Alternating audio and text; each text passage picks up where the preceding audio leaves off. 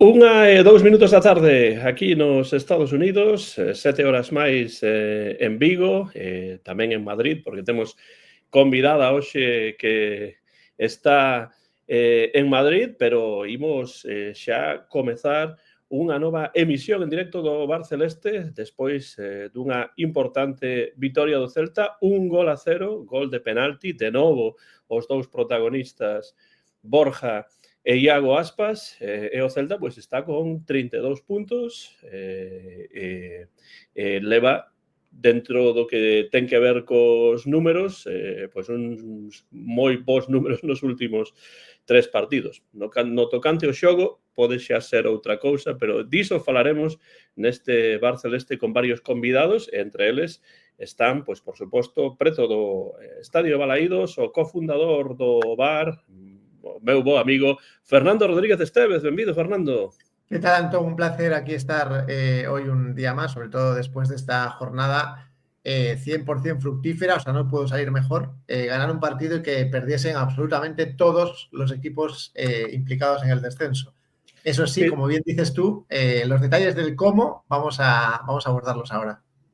Pois sí, bueno, se ven que o Celta pode mirar máis cara arriba que cara abaixo, pero son cuestións conxunturais de puntos nestes intres, bueno, a ver como van as cousas nos vindeiros encontros que non han ser sinxelos. E dicíamos Madrid, pois en Madrid está a nosa amiga moi celtista Marta Comesaña. Benvida de novo ao Bar Celeste, Marta, que tal? Hola, que tal, Antón? Hola, Fer. Hola a todos os celtistas que están escoitándonos. E nada, encantada de estar aquí de novo despois de unha nova victoria en casa, non? Últimamente estamos sempre contentos. Pois sí. A ver se continúa a racha. A lo menos polos puntos. Imos ver que outros comentarios se poden facer do xogo, dos xogadores, etcétera, etcétera. Pero sí, dende logo, o Celta leva moi bons números últimamente, como vos son tamén os celestes celtistas que están no chat. Vicente está por aí xa, Tino Vaz, Jaime Soto, Dinky, Rubén Lomba, que ademais está a preguntar, Rubén Lomba, por Antonio García Teijeiro. Paciencia, que xa chegará ese momento. Imos conectar con Vigo, porque ali está o noso amigo profesor titular de Filoloxía na Universidade de Vigo, moi celtista, que ademais ten que cambiar de bancada. Jorge Luis Bueno, benvido ao Bar Celeste unha semana máis. Aquí estou. Ai, a bandeira.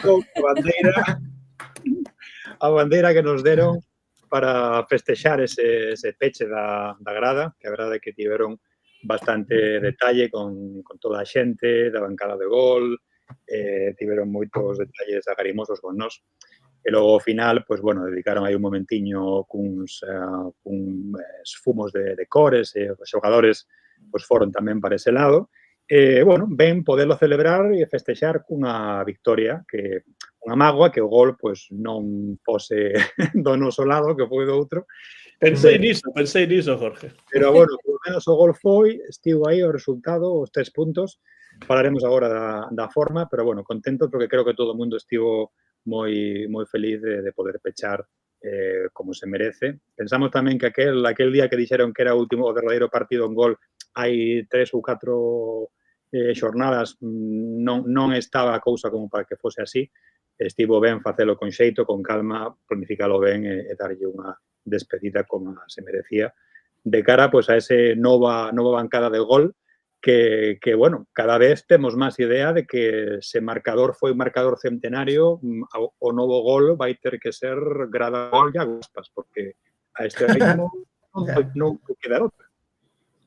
Sí, bueno, hai bastante debate con iso. Jorge, brevemente quero dicirche que chegou isto aquí aos Estados Unidos, este libro titulado History as a Punk, The British 1970s Through the Punk Movement, dicir, os anos 70 británicos a través do punk, un libro de Ilenia Díaz Fernández. Dinos algo, Jorge, sobre este libro que veño a recibir.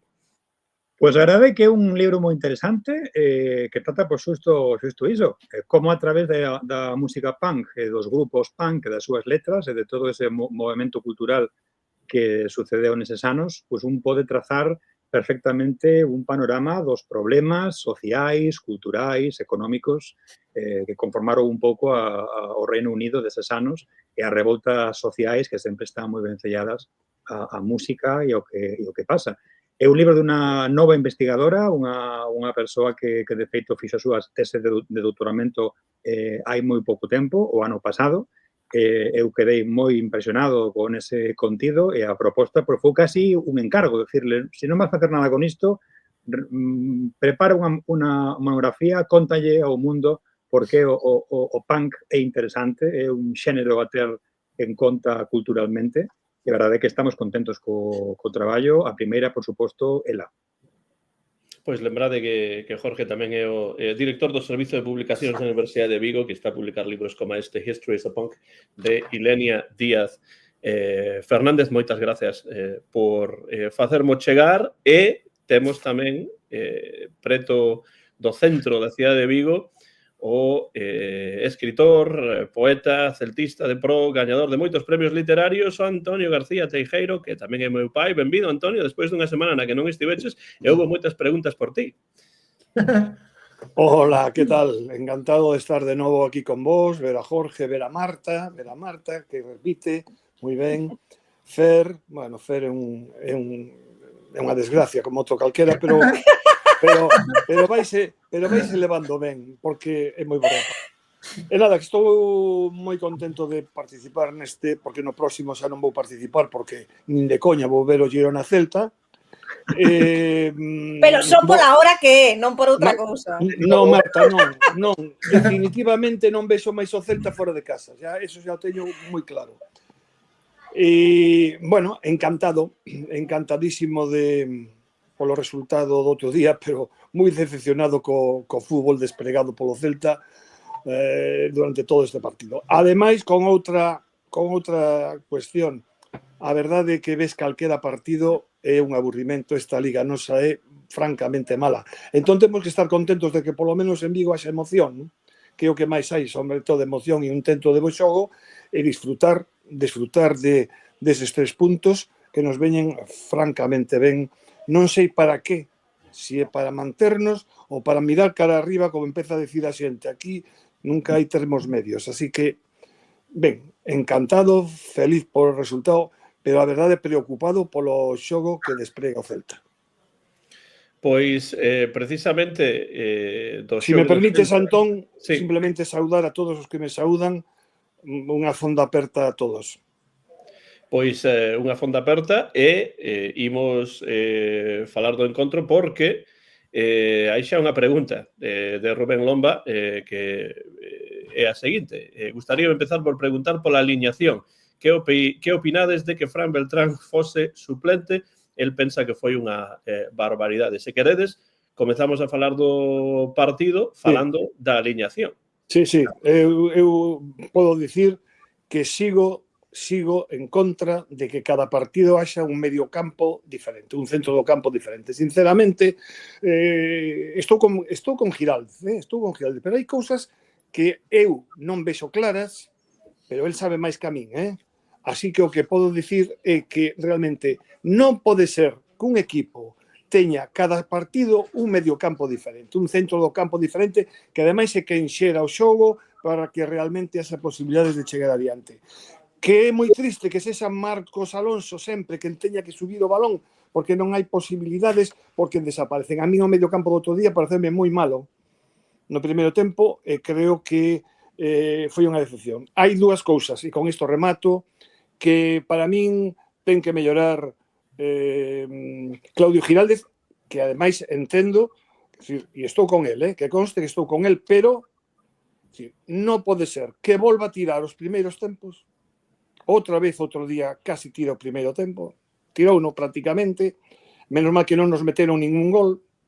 E logo que haxa cada partido un centro do campo diferente. Son cousas que a min personalmente non me gusta, será moi antigo, serei moi atrasado vendo o fútbol, pero eu creo que as cousas hai que facelas de outra forma. Polo demais, encantado da victoria do Celta, aínda que non me gustou.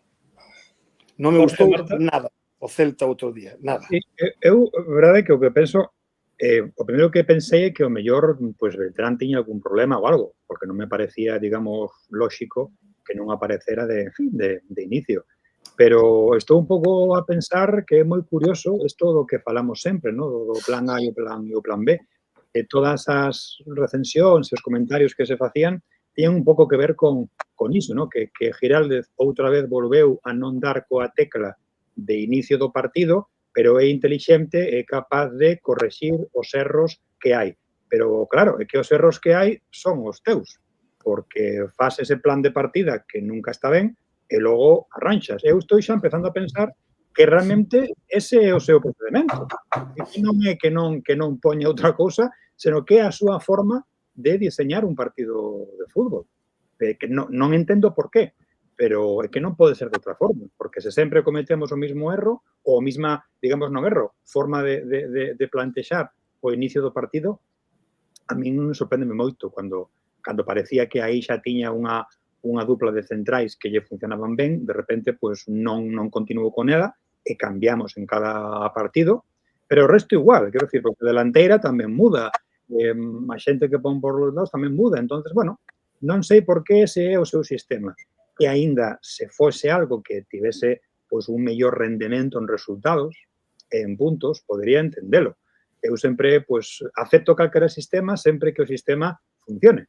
Pero a lógica dese sistema, o que di en riba da mesa é que, bueno, estamos aí, pero que non está a funcionar todo o ben que debería funcionar para ter algo máis de tranquilidade e, sobre todo, algo máis de mellor xogo nos 90 minutos.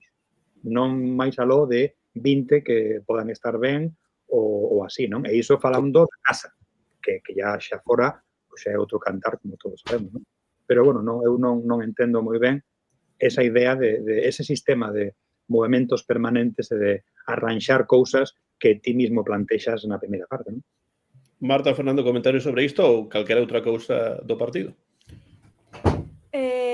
A ver, non creo que o plan de Claudio sexa xogar mal as primeiras partes. Espero que non sexa ese o plan, a verdade. Pero fai bastante para que sexa. No, claro, o tema é que case sempre pasa, non? Entón, claro, dá que pensar. O que din a xente, non, é que sabe ler moi ben os partidos, non? O sea, cando o momento do partido, cando comeza a ver o partido, pero como que preparalos de primeiras parece que non moito. Non sei se igual é que lle falta experiencia, non o sei.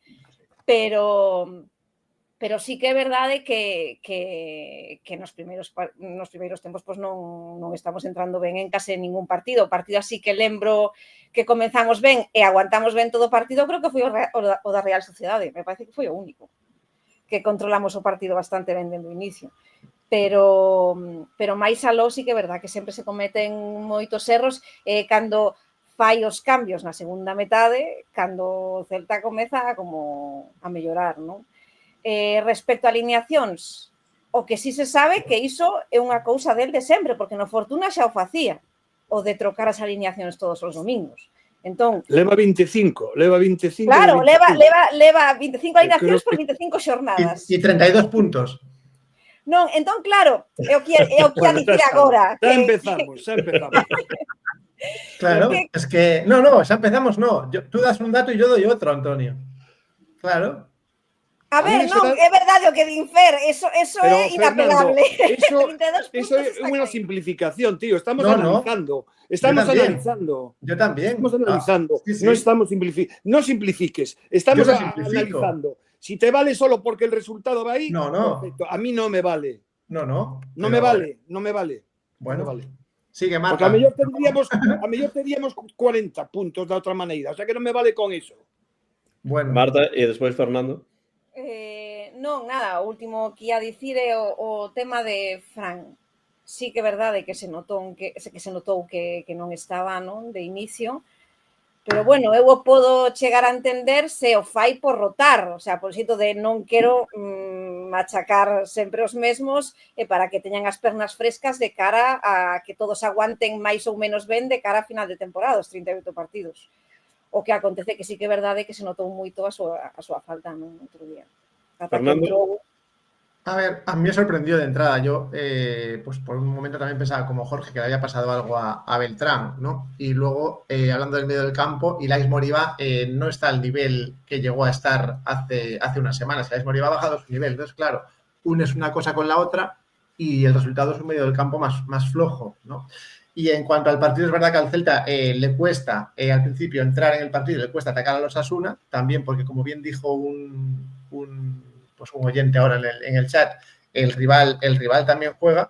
A mí, en buena medida, este partido me recordó un poco a una partida de ajedrez, ¿no? La primera parte es verdad que el Celta pues apenas llega, tiene una media ocasión de Moriba y un disparo entre 3 palos en el minuto 45, es decir, le costó evidentemente al Celta llegarle a los Osasuna, con lo cual pues de esa primera parte poquito que sacar. También es verdad, las llegadas de los Osasuna son prácticamente todas a balón parado, lo cual, claro, nos pone a temblar a cualquiera. Es decir, al Celta a balón parado, pues es lo de siempre, ¿no? O sea, pero son las llegadas que tuvo Osasuna. O sea, yo no recuerdo llegadas claras conjugadas. Fueron todo llegadas, balones parados, corners, faltas, que evidentemente al Celta eso, vamos, le puede hacer el mismo daño que si le atacas conjugada, ¿no? Entonces, esa fue un poco la primera parte.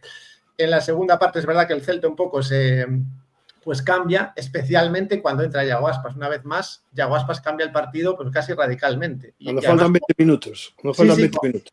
Con poco... Pues fíjate que xogou o Celta. O sea, quiero decir... 20 minutos. 20 minutos e tampouco ninguna cousa do outro mundo. No, pero quiero decir que Yago entra... Seamos máis críticos un pouco con todo, hombre. Hai que ser máis críticos. Y con poco que hace, pues efectivamente coloca a todo el mundo, lo hace jugar mejor, e incluso Yago tocando poco el balón, es decir, es como que el ataque se ordena y el equipo vuelve a carburar, ¿no? Por cierto, también entró Iker, que sigue sin, el otro día hablábamos de darle tiempo. A carburar. Carburó en algún momento Celta, carburó otro día. Hombre, en algún momento. Si deu pena, desde la llegada... No, si non xogou nunca. Para nada. Deu pena, hombre. Foi un equipo que deu pena de principio a final. Cuando entra Yago Aspas cambia radicalmente el partido. Que se topou con ese penalti e punto. Eso que tal, nada máis. Yago Aspas non xogou nada. Bueno, absolutamente nada. Yago Aspas cambia completamente el partido, pero además desde el minuto 1. Es decir, no es que entre y se tarde un poco en cambiar, no. Y aquello fue una maravilla como xogou Celta. Fue entrar... Una maravilla. Y cambiar de xogar. Maravilloso foi. Fundamentalmente el partido. Y luego quiero apuntar sobre el gol, que es verdad que es penalti. Al principio tengo que reconocer que yo pensaba que el penalti había sido más forzado por Borja que otra cosa, pero es que es cierto que es penalti, pero porque Borja está muy listo en esa jugada del penalti. Entonces, evidentemente es un penalti claro. El propio defensa se echa las manos a la cabeza diciendo que bueno, entonces fue forzado por... Sí, fue forzado, pero yo pensaba que no había sido penalti. Bueno, es igual. Desde la grada, realmente... penalti, eso no admite discusión ninguna. Aquí o que admite discusión é se ese é o fútbol que queremos ver en Balaídos. Se ese é o fútbol que queremos ver en Balaídos, a min non me gusta, vale? Non me gusta.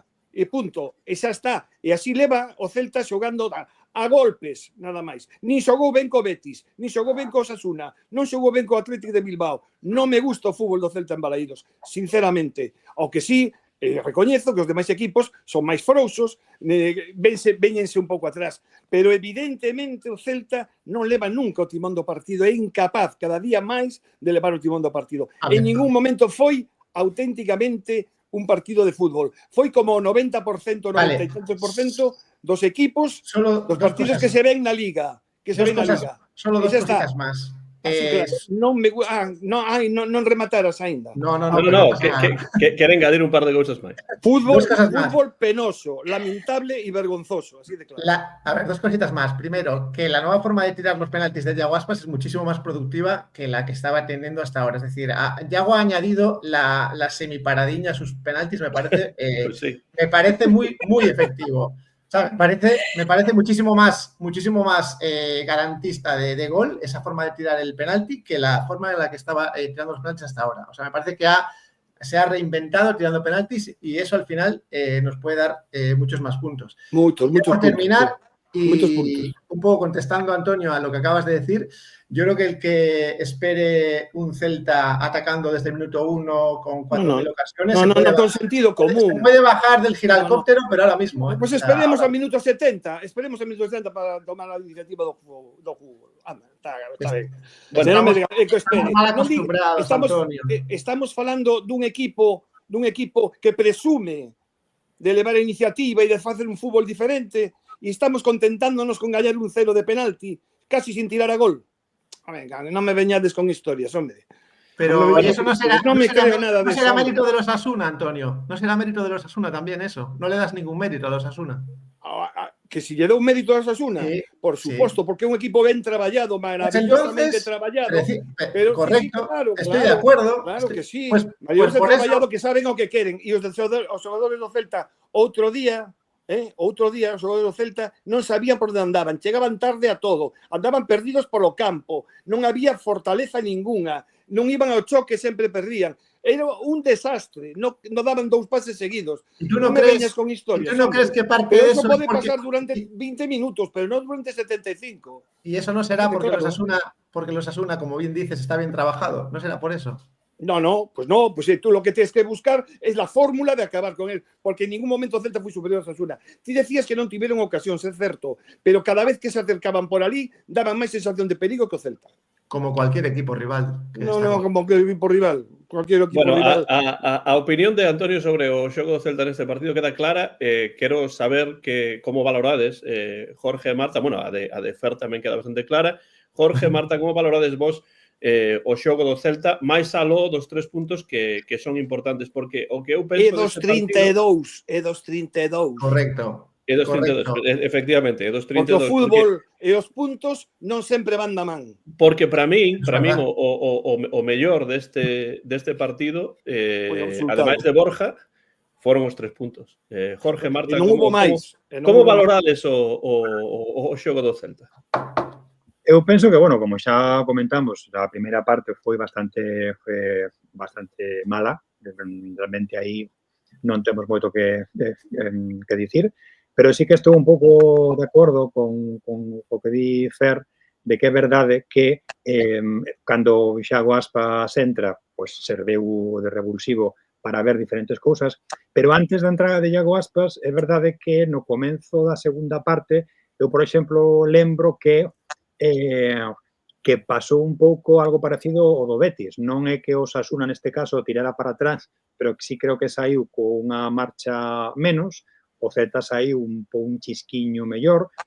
Na primeira parte, por exemplo, non houve nada, pero é verdade que ao comezo da segunda parte, pois, houve, creo que, un remate de Borja Iglesias de cabeza alto, carreira de un zurdazo que fixo unha parada Herrera bastante potente. O mesmo Williot tamén tivo un tiro que se perdeu por pouco. E aí onde logo entrou Iago Aspas, non? Eu si vin unha pequena melloría por estas 3 cousas puntuais, por exemplo, que acabo de sinalar, que foron preparando pues algo mellor, algo máis, ¿no? É verdade que, claro, temos un problema se non conseguimos pues as ocasións que podemos xerar, pois marcalas. Eu tampouco vin o Osasuna facer moitas cousas, evidentemente, pero, bueno, eu sí que vin, a lo menos, pues eses 20 minutiños de unha certa melloría. Eu penso que tivemos piores partidos esta temporada en global, ¿no? Pero, bueno, me preocupa esta metodoloxía, ¿no? De tirar as primeiras partes case sempre, espabilar un pouquiño na segunda parte e mellorar pues, cara ao final, ¿no? E ás veces pues, non é suficiente como para marcar e ter os puntos, ¿no? Marta? A ver, eu creo que todo vemos peor porque foi un partido moi aburrido. Foi un partido moi aburrido, supoño que tamén provocado por Osasuna, porque Osasuna pois é un equipo, é verdade o que din Antonio, moi ben traballado, que sabe o que vai e que non practica un fútbol, pois eso, nen moi vistoso, nen nada, non? Entón, eu creo que o Celta se viu un pouco maniatado por Osasuna, o que dicía Fer tamén, o sea, que tamén é mérito do rival, o rival tamén xoga, e ás veces non saen as cousas como ten que sair. Pero eu tamén penso que a primeira parte do Celta foi mala, pero que o Celta na segunda parte mellorou. Obviamente, non xogou excelentemente ben, pero mellorou, e as maiores ocasións no segundo tempo foron do Celta máis que do Osasuna. O que dicía Jorge, o tiro clarísimo, non clarísimo, pero bueno, foi un super tiro de carreira que sacou a man Sergio Herrera porque ía para dentro. E despois outra tamén de Iago Aspas, que tamén se foi por pouco. Entón, o que acontece sempre co Celta, que aínda que o rival non chegue con moita claridade, é verdade que non sei se, pois bueno, porque o Celta é unha coladera detrás ou é a sensación de medo que temos todos encima que xa parece que pasan de 3/4 de campo, xa é medio gol. Entón, esa é a cousa que un pouco a mistura entre o medo que sempre temos todos, eu creo que os xogadores e o propio Claudio tamén, de que nos fan goles de maneira moito sinxela, non? E despois o feito de que o Celta non xogou ben a primeira parte, como acontece case sempre, e na segunda foi un pouco arreón tamén como acontece case sempre. E que se encontrou con ese penalti que afortunadamente Iago convertiu. Entón, bueno, non vai ser un partido que vai pasar a historia, eso seguro, e o mellor que podemos sacar deles son os 3 puntos. Que se serven para ver para arriba ou non sei, pero polo menos serven para estar máis cerca de salvarnos cedo, por favor. O sea, eu non quero chegar o día último sufrindo. É o único que pido. Xa, o demais, pois mira, se pode ser para mellor e para estar aí arriba, xenial. Se para estar en metade de tabla, tamén xenial. Pero, por favor, que non sexa para estar aí sufrindo ata o final, que este ano, ademais, parece que vai custar moito salvarse, porque todos os de abaixo están facendo puntos case todas as xornadas. Entón, parece que van a hacer falta máis de 42 puntos, que xa é un montón, non? Ao ritmo que van. Aunque é verdade o que decía Fer antes, que esta semana non gañou ningún, non?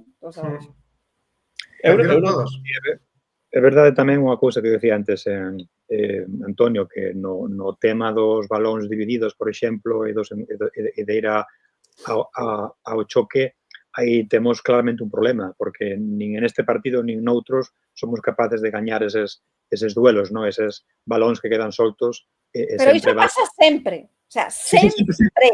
Sí, é que non é unha cosa de hoxe, é unha cosa do primeiro día, que aí tamén hai algo técnico de plantexamento que nos está a fallar bastante. E tamén penso o que comentaba Antón antes, que falábamos do tempo que temos que darlle a Iker Losada. Penso que neste partido en concreto estivo completamente ausente, desaparecido. E cando la tocou lo hizo mal. O sea, non é alguén, está empezando xa a ter unha non sei se é cedo para decirlo, pero parece que hai un pequeno patrón de comportamento de non estar a ser o xogador revulsivo que precisamos para esa función, ¿no? Para que cando entre, pues aporte e intente xogar. Tampouco sei moi ben por que vai ser iso. Bueno, eu estou de acordo con que din algúns comentaristas no chat de que o descenso eu penso que está lonxe. Penso que esta é unha tempada na que o Celta non ha ter problemas co descenso. Podo trabucarme, pero esa é a miña opinión, basándome pois nos resultados, sobre todo, non necesariamente no xogo, e basándome tamén pois noutros equipos que non están a facer unha boa campaña. Pero eu penso que é posible, nun partido como o do Celta Osasuna, pois estar contento polo resultado, pero non contento polo xogo. Non pasa nada. Hai partidos que o Celta non xoga ben, consigue gañalos, pode tamén pasar o contrario. Entón, para min foi un partido extremadamente aburrido. Dicía aí alguén, creo que Rubén Lomba, que a súa noiva viu o partido e di que non quere ver xa máis partidos de fútbol porque son partidos aburridos. Bueno, pois sí, foi un partido aburrido. Como toda a liga. O lóxico era un empate a 0 ou algo así, e o Celta conseguiu os 3 puntos. Hai que estar contentos por iso, pero na miña opinión non por moito máis, porque non se pode sacar moita conclusión dun partido como este, tendo en conta pois o xogo que despregaron os dous equipos, e que realmente tanto o Celta como o Osasuna xogaron un partido moi gris na miña opinión, pero sei que Antonio quere matizar algunha cousa. Non, é dicir, vamos a ver, é quen pide que o equipo xogue ben os 90 minutos? Ese comentario a verdade non ven a conto. Ninguén pide que xogue ben os 90 minutos, pero que sí que haxe un estilo de xogo que realmente indique que ese equipo sabe ao que está xogando. E no primeiro tempo o Celta non sabía a que xogar. Eso como primeira medida, que eu teño clarísimo.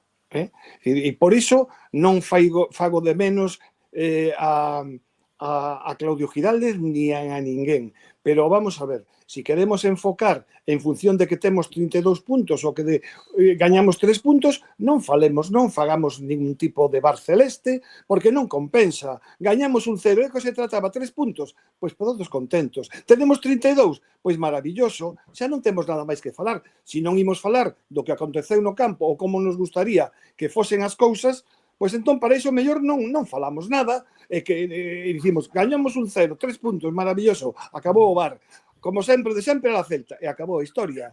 Estamos dicindo as cousas como teñen que ser. Estamos analizando. Ahora, se a mí se me tapa a boca dicindo que 32 puntos, pois bueno, pois xa está. No, pero eu calo, non tapa a boca, Antonio. No, é un decir, hombre, é un decir, claro. que se me bota tal e con eso teño que aguantalo, pois non. Sinceramente, porque a min eses 32 puntos do que estamos falando non me din nada. Todos sabemos perfectamente que o Celta está facendo unha campaña moi decente. Pero, por outra banda, estamos falando de que era o equipo que mellor xogaba en España, que dos que mellor xogan, e que fora de casa, non sei que, e estamos facendo ridículo fora de casa, e en casa cada día os partidos son máis aburridos. Mirade para atrás os partidos, analizados con tranquilidade e sin forofismo, e depois decídeme se realmente para estar contento co xogo. Que xa sei. Por outra banda tamén digo que o fútbol español é cada vez máis aburrido a todos os niveis. Si empecé a ver outro día o partido do Sevilla, o Mallorca. Sevilla-Mallorca, que era un aburrimento, xa deixei aos 25 minutos. É dicir, o fútbol español é un aburrimento. Xa partimos deso. Pero parece que queremos dicir que o Celta xoga mellor que os demais e non estou de acordo. E sí, está moi ben o de un equipo en construcción, pero cantos anos levamos con un equipo en construcción? Eu xa non recordo. Desde que empezou o VAR e antes, un equipo a min eses datos, sinceramente, non me din absolutamente nada. Se conseguiron, como hai outros, como o Rayo Vallecano que ten 35, a mí que se me conta con iso. E o Rayo Vallecano é superior ao Celta, é dicir, o Rayo Vallecano é un equipo tal, ou o Mallorca que ten máis. Non me vale, sinceramente, esas tal. Eu estou contento de ter 32 puntos. Estou contento de como está facendo, pero se estamos analizando o xogo, analizamos o xogo. Sí, pero yo también digo que el Celta, que el Celta que sea capaz de ganar partidos en los que pasan pocas cosas como este, a mí me parece un valor. Es que nunca pasa nada, Fer. Es que cada día pasa menos partidos do Celta. Yo no estoy de acuerdo. Coño. Me parece un análisis demasiado extremista, exagerado ese. Bueno. Yo creo que el otro día pasaron pocas cosas, el Celta es capaz de ganar y luego es capaz de aguantar defensivamente bien. Bueno, o sea, claro. Al final, el crecimiento de un equipo no es... No, ayer hice 5 ocasiones, hoy hago 10, estoy creciendo. No, hay partidos que te lo van a poner, como el Osasuna, mucho más difícil, y vas a ser capaz, primero, de sacar un gol de la nada, porque es que la jugada del penalti llega de un balón que está a punto de irse fuera y Yago Aspas tiene una fe, como siempre, inquebrantable y pone el balón donde lo pone, y Borja hace lo que hace. Entonces, al final, es verdad que nos gustaría a todos ver un partido mucho más vistoso, ¿vale? También creo que ha habido partidos mucho peores que el de los Osasuna, del Celta esta temporada, mucho peores. Sí, claro, pues fíjate tú cómo serían, ¿eh? Claro, moito peores tampouco estou de acordo en que moito. Pode ser que houvese algún, pero y luego que se han ganado unos puntos en un momento de la temporada clave, o sea, fundamental. Pues eso estamos de acuerdo, Fer. Claro, en eso estoy totalmente de acuerdo contigo. En el que los equipos están definiendo a pero dónde van a estar. Analizamos o xogo ou non, Fer? Sí. Analizamos o xogo ou non? O nos conformamos coa vitoria? Pero yo he hablado del juego. Con la victoria, perfecto. Pero yo he hablado del juego en la primera intervención. He contado lo que pasó en la primera, lo poco que pasó y lo que pasó en la segunda. Es que en la segunda non pasó. Aí vexo a Jorge demasiado optimista, pero o Celta na segunda parte podería mellorar porque peor sería imposible, pero que é xogar medianamente ben, sinceramente, Jorge, estou en desacordo contigo. Eu creo que non me ilusionou o Celta en ningún momento deste partido. Cuando entrou Iago Aspas cambiou radicalmente. É máis, a oportunidade final que tivo Osasuna puido costarnos moi cara. E foi a oportunidade máis clara de todo o partido. Tiveron a eles co Celta metido atrás. Bueno, son cousas que teñen que ser así, de acordo, pero... Claro. Mira, Rubén Lomba, estou de acordo contigo, de verdade. Levamos en construción desde que se foi Berizzo, efectivamente, aí estamos. E eu xa estou moi canso da construción do Celta. Isto tarda máis que o Estadio Balaídos, seguro. Que consta que agora é unha construcción diferente, pero eu sempre fun desa mesma opinión, non? Eu penso que o momento para pegar ou para ter pegado o salto de calidade a cara a outra cousa foi nese momento, cando Berizzo fixo o que fixo, puxo en riba da mesa isto chega ata aquí, se queredes máis, pois hai que aportar máis. Efectivamente. Sí. Pero agora é verdade que, bueno, a construción deste equipo neste momento é outra distinta, pero é certo. Sí que quería comentar ou un pouco sinalar que unha cousa que dixo Antonio, estou tamén de acordo nesa idea global, que o mellor tamén o fútbol que existe en cada unha das ligas se contaxia uns de outros ás veces, non? Eu sempre digo esta mesma broma que un Eibar Leganés ou un Sevilla Español poden ser partidos moi aburridos e moi lamentables, e, sin embargo, un Ipswich Town Nottingham Forest pode ser un partido espectacular, aunque sexan equipos que estean aí abaixo, non? É unha idea global de que algo está a pasar co fútbol xeral na Liga Española que non se entende moi ben.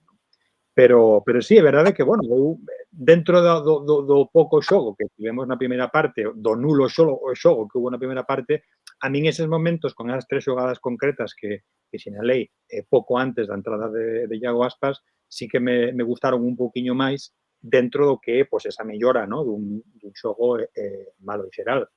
Pero é verdade que, por exemplo, a mí, sin ir máis lonxe, moitísimo peor partido foi o que xogamos alá, cando foi tamén con 3-2 ali que perdimos e foi un partido bastante malo, non? Pero bueno, a min preocúpame a constancia. Lembramos que o inicio, cando encadenamos unha serie de victorias seguidas na casa e parecía que a casa era un fortín, tamén había un xogo bastante mellor do que estamos a ter agora.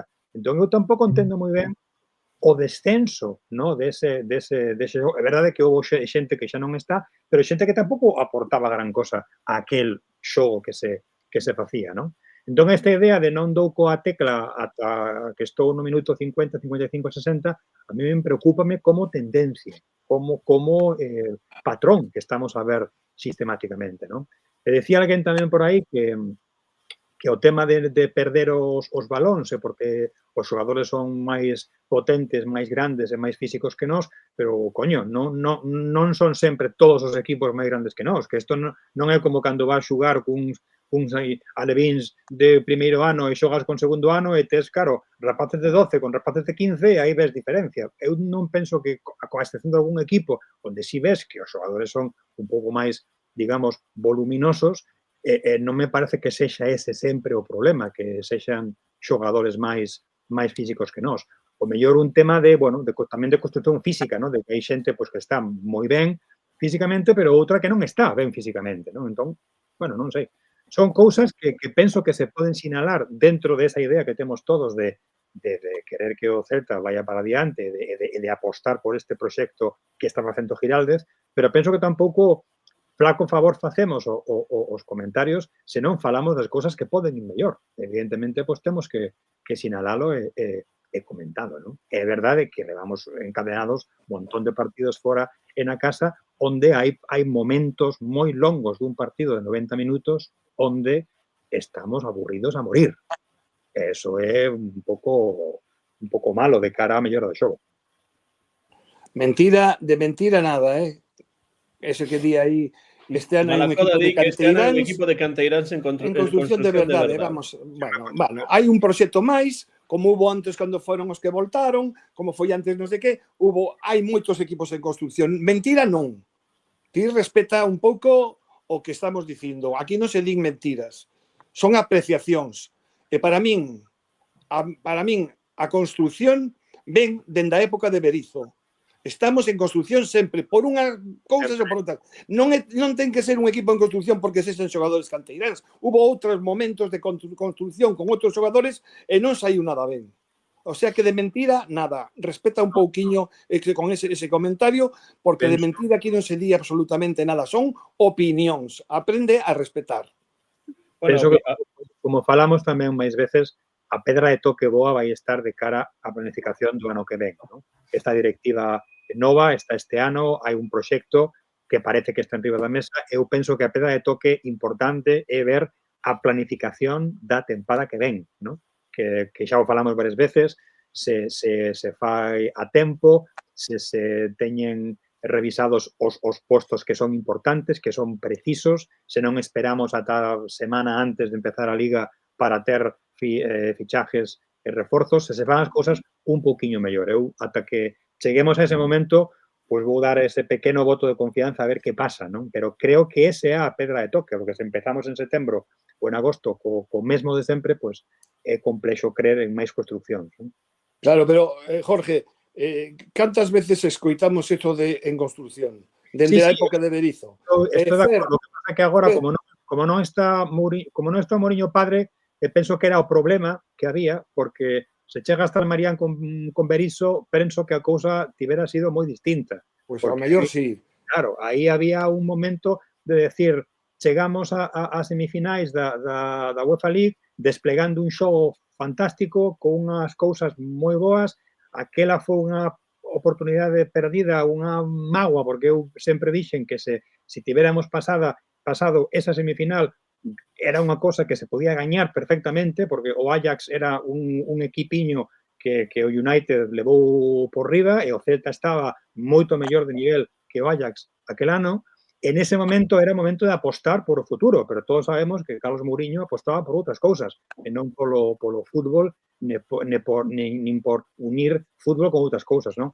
O mellor tivera sido distinto. Como non podemos facer fútbol ficción, eu penso que esa construcción que é verdade, que parece que estamos sempre falando diso, a ver que pasa agora. Eu, a verdade, que todo que iba mal en canto a temas que teñen que ver co contacto cos socios, co trato o socio, co trato de un montón de cousas, está indo moito mellor, de verdade se ha notado ese cambio de directiva, solamente falta, pois iso, que ademais de apostar, tamén no seu día por Giraldez e por esta cousa, a ver se hai unha planificación seria de cara a tempada que ven, que non sexa sempre o habitual de cesións de xente que non é túa, a ver que pasa e que fagas un planning para todo o ano inteiro. Para min é unha cousa importante. E ter en conta do... No, estou de acordo. Fernando, cantas veces falamos de a ver se este ano o proxecto en construcción, cantos anos leva o Barantón? 7. 7 anos, esta sétima tempada, sí. Levamos 7 anos en construcción. Bueno, pero é verdade, eu penso que agora se pode falar de construcción e máis agora do que antes, polo xeito de que había moitos anos que o Celta non confiaba na canteira, non tiña ningún entrenador que, aparte dos de sempre, puxera xogadores da canteira, e máis, já sabemos a racha que se rompeu con o innombrable de Benítez cando deixou de aliñar nun partido, non aliñou ningún canteirano despois de 15 anos facendo o Celta, non? Entón, é verdade que agora hai que dar certo marxen a esa afirmación, non? Pois é que é verdade que agora, con xente tan xoven, xente saindo da canteira, que apenas ten experiencia en primeira división, e que a maioría deses xogadores son os que xogan habitualmente no once inicial. O sea, estamos falando de que de 11 titulares, a maioría dos partidos, 6 ou 7 son da canteira, o sea, máis a metade. Entón, sí que penso que pode ser en cuestión. Agora, ben, é o que din Jorge. Eso se ten que demostrar cando chegue o verán e se faga a planificación de cara á temporada que ven. Eu estou de acordo tamén con el no que di, probablemente Marian con Berizzo hubiese sido distinto. Eu quero pensar iso, porque é verdade que Mourinho pai estaba o que estaba. O que quería era facer diñeiro, vender xogadores e punto. E non se aproveitou o bon momento que nos deu chegar ás semifinais da Europa League, non? Porque aí sí que teria que haber sido o salto de afianzarse de verdade en primeira e non estar pasando apuros todos os anos.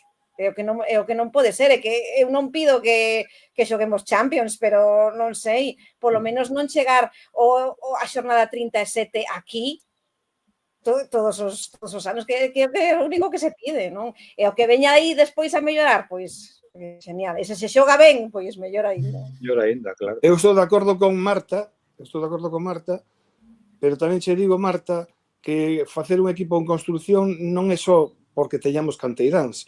Equipos en construción levamos facendo... Claro. Foi moitas veces equipo en construción que se dicía dende o Bar Celeste concretamente, dicíamos, sempre pensando este proxecto este ano si, chegaba o verán, como decía Jorge, e non se facía o traballo en condicións. O proxecto íbase fora, e así sucesivamente. Agora hai un proxecto de construción, pero non nos esquezamos que necesitamos ter xogadores de certo nivel para que o proxecto vai adiante. Se pretendemos sair adiante só con xogadores canteiráns, estamos bastante equivocados, porque realmente xente que está funcionando atrás non son canteiráns. Marcos Alonso e Starfel son a base. No medio do campo, Moriba, cando está mellor, Fran Beltrán, que non é canteirán por moito tempo que leve aquí. E adiante, sí, onde Pablo Durán mete tal, pero ao final Borja está aí e xa falaremos de Borja se é necesario. Entón, o que hai que ir por aí, buscar xa menos cesións, menos rollos. Claro, o tema é facer unha planificación boa, non só concesións, ter un equilibrio entre os que son da canteira e os que poden vir, que poden mellorar o equipo, non? E dar experiencia. É o que queremos todo. Despois, a ver o que pasa, porque claro, van vir un montón que estaban cedidos por aí, como Unai. Outro innombrable. Se vuelve a ceder, non pasa nada, Marta. Non sei. Bueno, a menos que o Athletic quera compralo de novo, non sei. E se non buscamos unha salida? Pero claro, está o tema de Moriba, que tamén non está cedido tamén. E claro, que non hai unha continuidade nese sentido. Claro, es que Moriba, cando está mellor, vai para atrás. Claro, non, que despois, cando está ben, pois despois volta para o seu equipo. Entón, así non, é o que non pode ser, claro, aí é verdade que é o que din Jorge, que hai que esperar o verán a ver que pasa se fan de outro xeito as cousas, non? A dúbida teñen que ter, polo menos, ata chegar a agosto, despois veremos. Pois a ver como colocan estes xogadores que di Rubén Lomba. Claro, ese tema, doctor... Di Rubén Lomba que voltarán Edu, Miguel, Unai, Carlas, Manu e Doutor. Bueno, Carles, eu penso que igual o pode fichar o Getafe porque está xogando sempre. Se lle gusta a... Ai, como se chama? O entrenador de Getafe, papá. Bordalás, ese. Se lle gusta Bordalás, pode ser que o queiran mercar. Pero o resto xa non sei, porque no Athletic de Bilbao, o sea, non sei nem como quixeron de volta a Unai, co equipo que les ten, a verdade. Por necesidade naquel momento. Necesitaban un central para telo aí de último central, por si pasaba algo moi grave.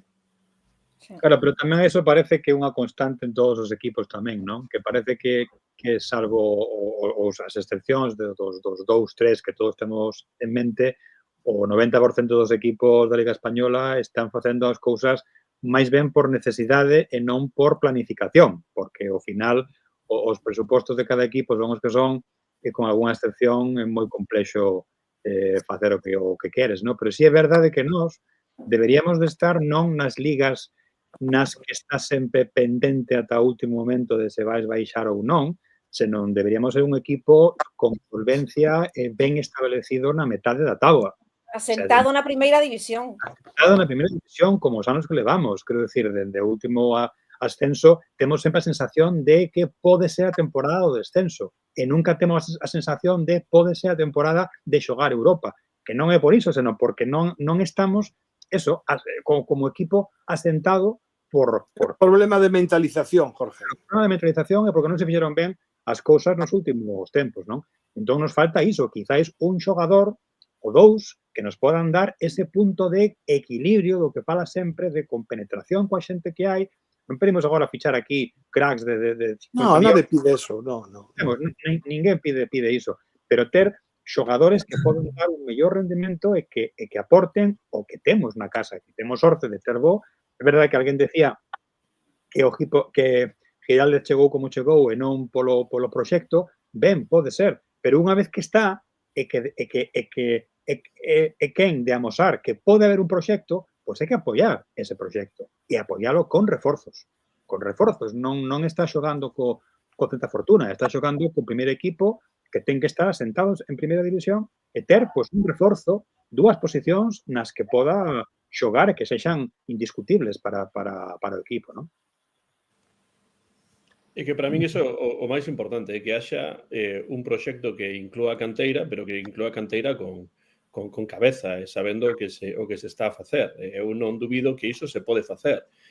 Penso que estamos, ademais, nun momento importante nese sentido, porque tendo en conta que o Celta precisou da canteira durante esta tempada e a canteira está a responder, pois este é o momento para potenciar iso, potencialo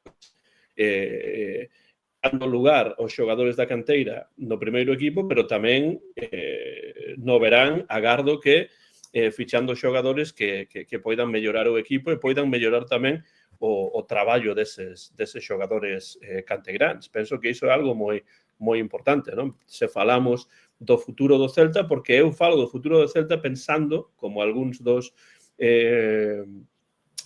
comentaristas no chat, que o Celta non a ter demasiada dificultade para ficar en primeira división, que é realmente o proxecto, proxecto non, o obxectivo deste proxecto, porque para que o Celta poida crecer, tanto sexa con canteira como cun equilibrio entre canteira e xogadores de máis experiencia, ten que estar na primeira división, e iso é algo que se está a conseguir, pero hai que pensar tamén non en o número de anos que o Celta estivo en primeira división, senón o xeito en que o Celta ficou nesa primeira división. Penso que este ano non ha ser un deses anos nos que imos sufrir. A partir de aí, penso que hai que continuar a construir, non? Iso para min é algo moi importante como celtista, non? Penso que non hai que esquecer iso por cuestións monetarias, por cuestións económicas, etcétera, etcétera, non? Para mí iso é importante.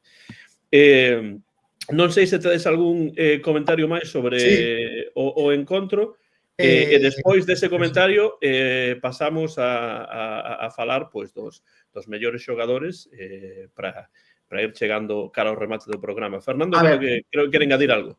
Dos temas, uno en particular sobre el partido y otro sobre un tema más general que comentó antes Jorge. Primero, es verdad que la ocasión, Antonio, más clara de los Osasuna en el partido la tiene los Osasuna al final. También te digo, lo que hace Guaita es simplemente estar, porque el balón va al cuerpo, es decir, aquí paradones los justos. Entonces, claro, hay gente que, vamos, parece que Guaita hizo el paradón de su vida. De hecho, Guaita en este partido vuelve a dar señales, yo lo dije el otro día, que nos va a dar muchos puntos, pero vuelve a dar señales de que no hay que renovarle. Hay una jugada en la primera parte en la que Guaita se desubica completamente de la portería, es decir, no sabe dónde está la portería y de hecho se echa hacia atrás pensando que va a entrar el balón y el balón va afuera. Es decir, son detalles que te dan una idea de cómo está Guaita. Evidentemente no está ni mucho menos en su mejor nivel y me indica otra vez más, y alguien lo decía antes, que hay que fichar un portero, uno por lo menos, si no dos, ¿no? Y luego es verdad, Jorge, que en la segunda vuelta el Celta ha bajado ese nivel de juego. Yo creo que en parte es porque en la segunda vuelta todos se conocen más y porque los equipos están como más armados. Entonces yo creo que en parte se explica por eso. Conocen todos a todo el mundo. Hoy en día yo creo que nunca hubo tantos canales de información para los equipos como ahora y un poco viene por ahí. Evidentemente no excuso al Celta de que tiene que mejorar, pero creo que en parte viene por ahí. Creo que las segundas vueltas son siempre más intensas y más difíciles que las primeras, ¿no? Entonces, bueno, ese par de apuntes, ¿no? Eu estou de acordo con iso de Fer do porteiro.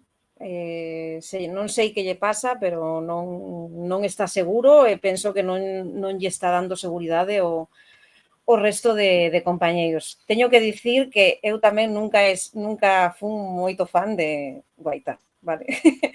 Pero sí que é verdade que era un porteiro solvente, é un porteiro bon, e últimamente para min está piorando o rendemento.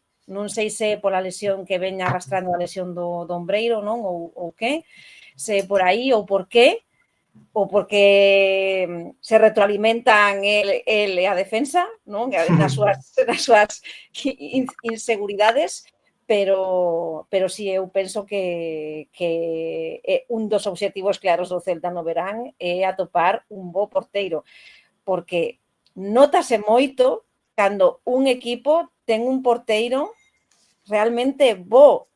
O que está a acontecer este ano é que hai varios equipos de abaixo que teñen uns porteirazos.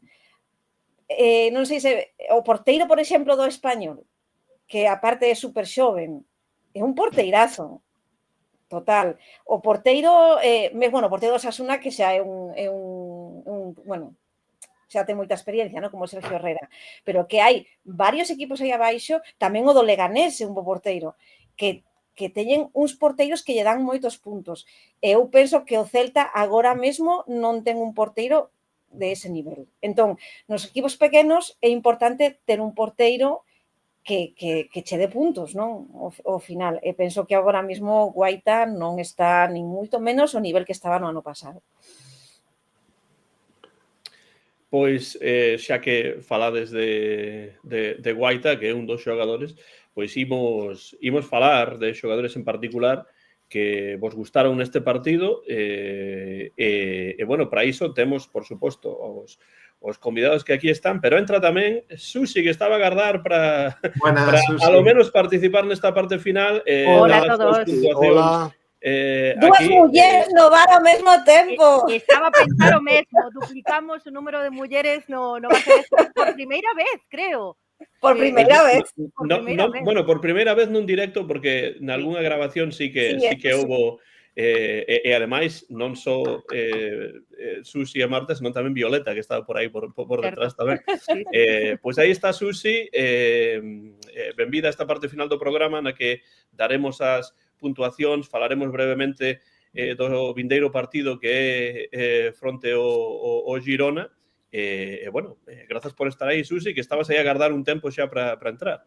Non pasa nada, estaba aquí a tomar notas bueno, encantada de estar con vos outra vez, ainda que sexa tarde, como chegan os cambios de Claudio ás veces, pero bueno, se a Claudia pero non mo teñades en conta, e bueno, encantada de estar con todos vos, e encantada de ver a Marta, como dicía, porque só coincidiramos nalgún bar live, nalgún post partido, por audio, así que bueno, encantada. Bueno, pois imos aló, porque teño que dicir unha cousa, que isto é culpa miña, realmente. Sei que está a escoitar e por iso vou dicilo. E son tamén cousas do directo.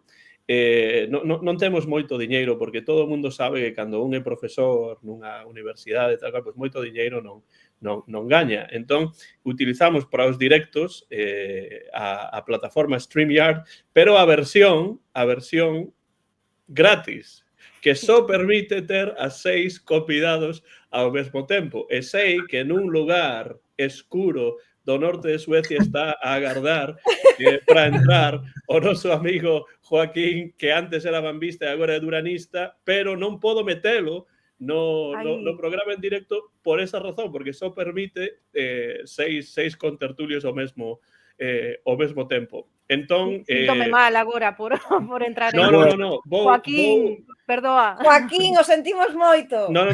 Vou introducir... Dúas mulleres, el non pode entrar, carai. Ya están as cuotas.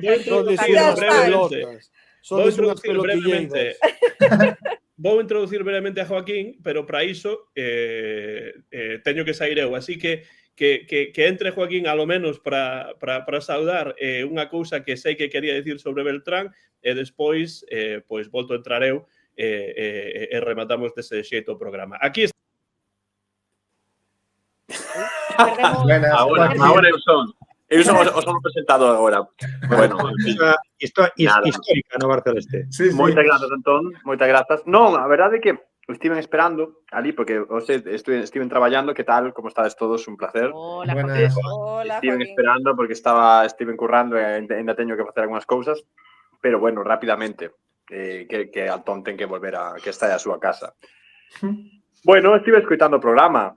Antonio, que ser un pouco máis positivo, que estamos aí pretiño de Europa, Antonio. Pretiño de Europa, Antonio. Que pasa? Cóntame, Joaquín, que tes que dicirme? Que debido ao excelente desempeño dos equipos da Liga, pois bueno, pois parece que van 10 equipos da Liga Europa. O ano que ven viaxamos xuntos a Varsovia, que te parece? Vale, vou contigo. No, que entón xogaría o Celta fora. Non vou. Non, fora da casa. Tindo un partido fora da casa, non pode ser. Pero se o Celta clasifica para Europa, temos que organizar algo bo. Os que estamos en Europa, polo menos. Antón é máis complicado. Bueno. Veremos. Moi ben, Joaquín. Nada, un saúdo a todos, que porque xa dixen Antón que podía entrar pouco tempo. Dixo que quería falar de Beltrán, bueno, hoxe non, quería falar de Marcos Alonso. Que fichaxe. Que Kaiser a defensa, Un tipo que sube o nivel, os puntos, eu estou totalmente convencido de que ese Marcos Alonso deu puntos ao Celta o outro día ao Osasuna, deu puntos contra... É un xogador vital neste Celta. E dentro da planificación... Impresionante. Non vamos a pedir Marcos Alonso, porque non temos o... Non hai Marcos Alonso no mundo. Non hai. Pero bueno, aí estamos comentar que cando se fan as cousas ben, tamén. Un detalle que non falamos moito, para min o baixón do xogo do Celta chega cun baixón no xogo de Mingueza tamén, que non está no seu mellor momento, xogando pola esquerda ás veces, bueno, non vou botar a culpa, que tamén está cumplindo, pero para min o Celta que brillou esta tempada foi con Mingueza Mariscal, que non está sendo o mesmo. Pois dende que deixou Mingueza, dende que baixou Mingueza, xa é moito, entón xa son demasiados partidos, É que non estamos xogando, non un fútbol espectacular o do Celta. Estamos sendo efectivos, estamos sendo un equipo serio, eso é o que permite que estemos lonxe do descenso, pero bueno, falta fútbol e máis en Iago Aspas. Fer López moi ben, outro día, pero bueno, non vamos a pedir a Fer López que faga Iago Aspas. O sea que bueno, veremos. E nada, dou os puntos rápido e dou que volva Antón. Vou darlle un puntiño a Iago Aspas por o penalti e por cambiar o partido. 3 puntos a Fer López, porque, bueno, tuvo detalles de moita calidade e 5 puntos a Marcos Alonso, o meu xogador fetiche esta tempada. O sea que non está bamba. Entón, cambiar o nome por alonsismo. Sí, pero é que... Non, porque se pode entender que o conductor de Fórmula 1 é un importante. Pois marquismo, entón, marquismo. Iso sí. Con xe, marxismo vou poñer. Marxismo. Iso ben. Unha aperta, que te das boa noite. Chao, Joaquín. Joaquín. Chao. Pois unha aperta para Joaquín dende Suecia e aquí dende Jackson, Tennessee, pois volto eu, non sabía isto dos 6 contertulios e agora xa o sei, entón terei iso en conta para vindeiros programas. Están os puntos de Joaquín e agora pois quero saber que puntos dades vos e xa sabedes que poden quedar valeiros algúns dos puntos. Non hai por que dar un 3 de 5 se pensades que non hai xogadores que merezan pois a puntuación máxima ou os 3 puntos ou un punto, pois non tedes por que dalos e tamén, por suposto, a audiencia que deixe pola parte de abaixo desta emisión nos comentarios os seus puntos tamén. Joaquín foi primeiro porque tiña só eses minutos para entrar, pero non sei se hai alguén que ten os puntos claros. Antonio ten os puntos claros, así que comece el e despois... Pois eu teño un Marcos Alonso imperial, para min o mellor xogador do Celta esta tempada, sin dúbida ninguna, 5 puntos. 3 puntos para Starfelt, porque estivo moi ben outro día, con Budimir loitando e peleando entre ele e Marcos Alonso, con Budimir, que é un gran xogador, e pasou desapercibido en Vigo totalmente, gracias ao bo traballo defensivo, e un punto a Borja, porque estou farto de que sempre lle estean botando en cara que se non mete goles, que se non sei que e tal e cual. O traballo que fai Borja é impresionante. Non o fai ninguén. E ademais, é un gladiador, se está pegando sempre con todo, pero aparte é que fixa centrais, aparte é que crea ocos para os demais. E non nos esquecemos, se dicimos que Marcos deu puntos, Borja estes últimos partidos, penalti feito a él no Metropolitano, penalti feito a él por, como dixo antes Fernando, moi inteligente e moi rápido na área en ese momento, penalti a él. Por conseguinte, 5, 3 e 1. En ningún momento, non sei, eu, dende logo, dicen que Marcos Alonso estivese cedido. Eu sei que Marcos Alonso non veu cedido, non sei se é... No, penso que houve algún momento do programa no que posiblemente dixemos... O sea que xa está, 5, 3 e 1, e creo que as razóns son moi claras. Os tres non o escribín, Antonio. Alonso 5... O 3 é Karl Starfelt, Starfelt, porque me dá unha sensación de seguridad brutal. Xunto a Marcos Alonso, claro, porque sí, eso é a clave de todo, é Marcos Alonso. Porque aparte un xogador elegante, con visión de fútbol... Mira, dicía alguén, Antonio, sei que ti vas a apreciar isto, dicía alguén no que agora se chama Xe, pero que realmente é Twitter, que Marcos Alonso xoga o fútbol do mesmo xeito que Roger Federer o tenis. Sí, moi boa comparación, sinceramente. Porque é elegante que non pode ser máis elegante. E aparte, claro, podía ser elegante e non ser práctico, pero que é practiquísimo. E o mesmo defende que ataca, o mesmo move o balón, fai un cambio de sentido, é realmente un xogador top totalmente. Para min, o mellor xogador da temporada de Celta hasta este momento, sen dúbida ninguna. Di aí en absoluto que leva unha boa camiseta dos anos 90, mercada polo meu xa difunto avó Luís. Esta camiseta tiña que ser grandísima, cando eu tiña, pues non sei, 11, 12 anos. Foi medrando contigo. Foi medrando comigo, porque evidentemente... Eu fui vendo como ano a ano ibas coa mesma camiseta. Aí hai un milagre, hai algo rarísimo. No, iso demostra que Umbro sí que facía camisetas boas. Iso é certo, Ademais, co botonciño aí tamén, co botonciño tamén. Tamén pode dicir que non estou tan gordo como algúns din que estou, pero bueno, iso é outra cousa. E bueno, o de alonsismo, pois sí, desgrazadamente lembra a Fernando Alonso, que non é un dos meus favoritos, como ben sabe Antonio, pero Fernando Alonso, o Fernando Alonso escritor, ese sí que é un dos meus favoritos. Bueno, imos adiante. Temos xa Joaquín e Antonio, quen vai no seguinte turno? Eu teño os meus, se queredes. Sí. Súmome a todas as alabanzas a Marcos Alonso, que é un dos xogadores que para min destacou máis no outro partido. E pareceme que estiven escuitando antes que falabades de Beltrán, pareceme que, igual que Marcos Alonso fai mellores os seus compañeiros na defensa, é o mesmo que pasa con Beltrán, que eu boteino de menos tamén no pasado partido, porque eu penso que moitas veces Moriba ou Hugo Sotelo ou quen este a ocupar esa posición destaca porque o traballo sucio fai no Beltrán. Non lle vou dar puntos hoxe porque, bueno, tampouco pode ser, non xogo o suficiente, pero bueno, os meus 5 tamén coincido, van para Marcos Alonso, os 3 puntos van para Iago Aspas e un punto para Sergio Carreira. Pues, Susi, acabas de clavar lo que iba a decir yo, o sea, tal cual. Pero yo voy a empezar al revés. Un punto para Sergio Carreira, o sea, se está consolidando como lateral, ya lleva varios partidos pues bastante bien, incluso el otro día hasta casi marca un disparo que sacó por tiro de Osasuna, increíble, é verdade. Que estivo a piques de entrar. Sí, y de hecho desde mi posición parecía que no, que el balón había ido directamente fuera, pero no, fue una parada del portero.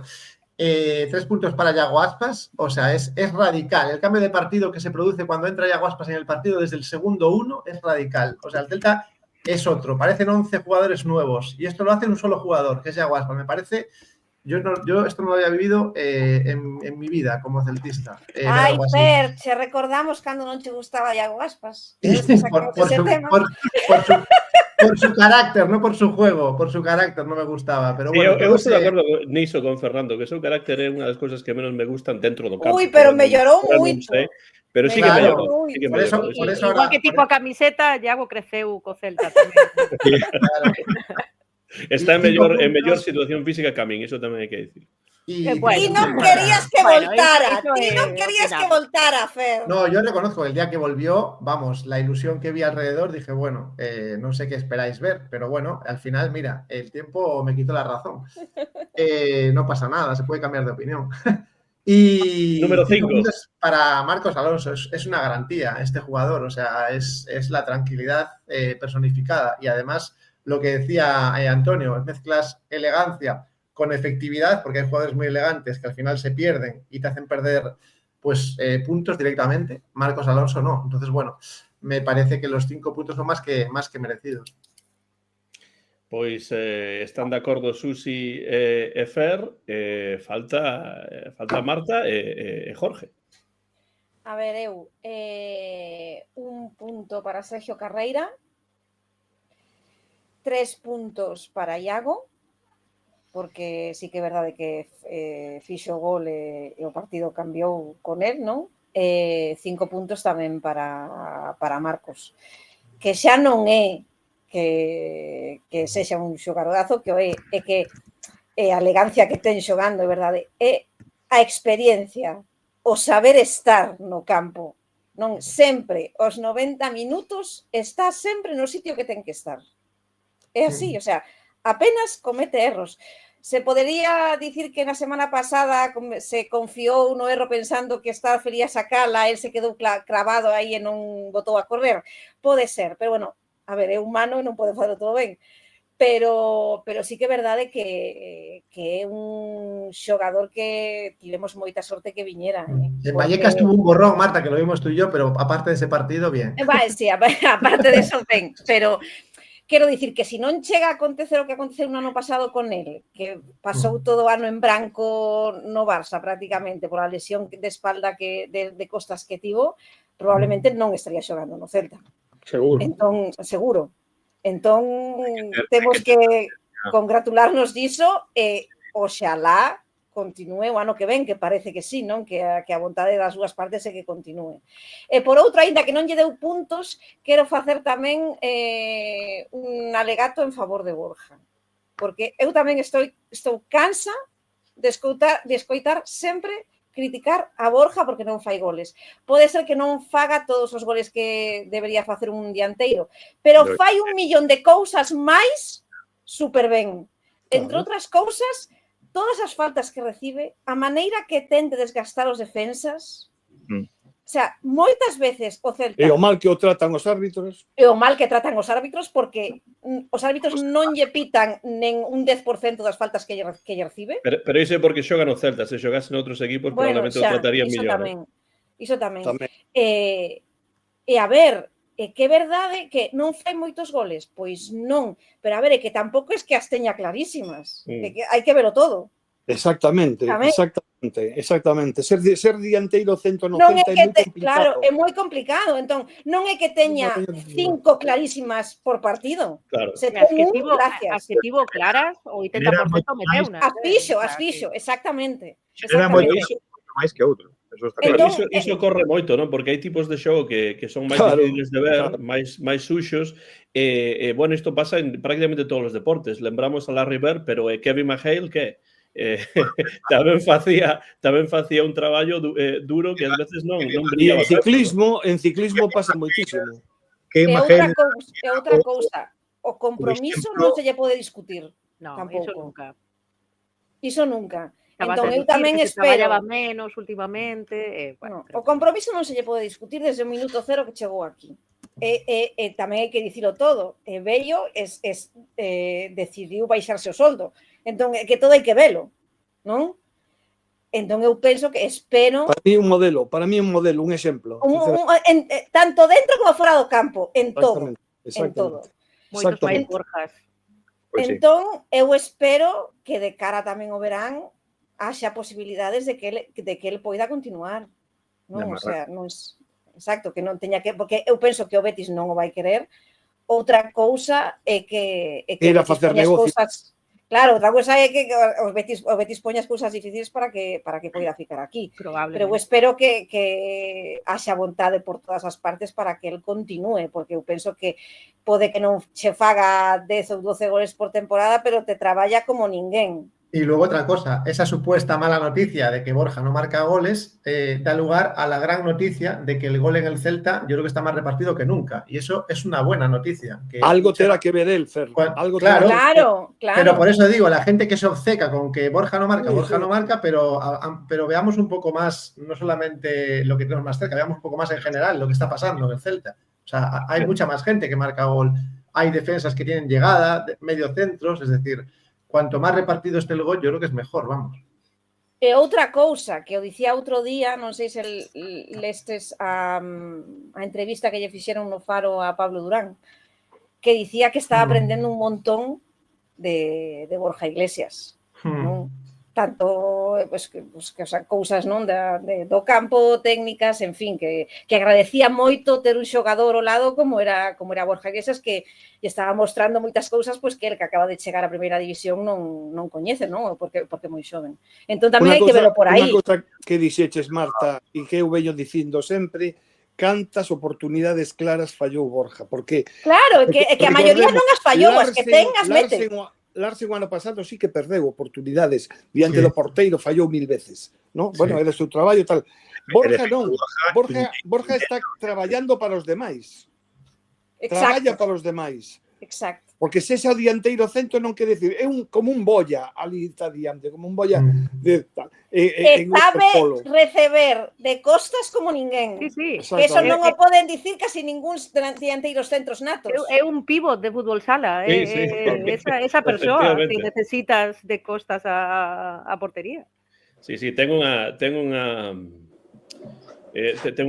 espalda, un lombo unha envergadura, é un armario empotrado. Pero unha envergadura de xogador de balonmán, prácticamente. Eso que lle quita visibilidade ao porteiro, iso tamén en conta, No, pero iso é dá moi goles. importante. O que decides de xogar pro equipo tamén é importante nun deporte de equipo como fútbol. Penso que ten os seus partidos malos, evidentemente, como todos os xogadores, porque non estás ao 100% en todos os partidos, pero fai un traballo que é impagable realmente en moitos partidos. E despois hai partidos nos que pues, non vai tan ben, evidentemente, porque iso ocorre con todos. Vou dar os meus puntos e deixamos a Jorge pro remate. Eu quero darlle un punto a Guaita, porque penso que estivemos a criticalo moito últimamente. En este partido sí que fixo paradas importantes. Cando o partido estaba para decidirse, para gañar os 3 puntos ou non gañar os 3 puntos, esa parada foi importante porque o tiro foi duro, máis aló de que viñese o boneco, pode ser que viñese o boneco, pero o boneco sacou a forza de dentro no, incluso por alto algunhas saídas tamén por alto. Incluso por alto estivo ben en algún momento. Eu creo que tivo que non sei. Foi solvente. Entón, eu daría un punto para Guaita, 3 puntos para Borja Iglesias, que personalmente é o xogador que máis me gusta do Celta, máis aló do fútbol incluso, e despois Alonso é un xogador, Marcos Alonso para mí é un xogador, xa dixestes prácticamente todo, pero iso que lín en Twitter é certo, xoga cunha elegancia estilo Federer, mentres que outros xogadores son máis de forza, estilo Nadal, este home é un xogador de calidade estilo Federer. Entón, 5 puntos para Alonso, 3 para Borja e 1 para Guaita. Jorge, que pensas ti?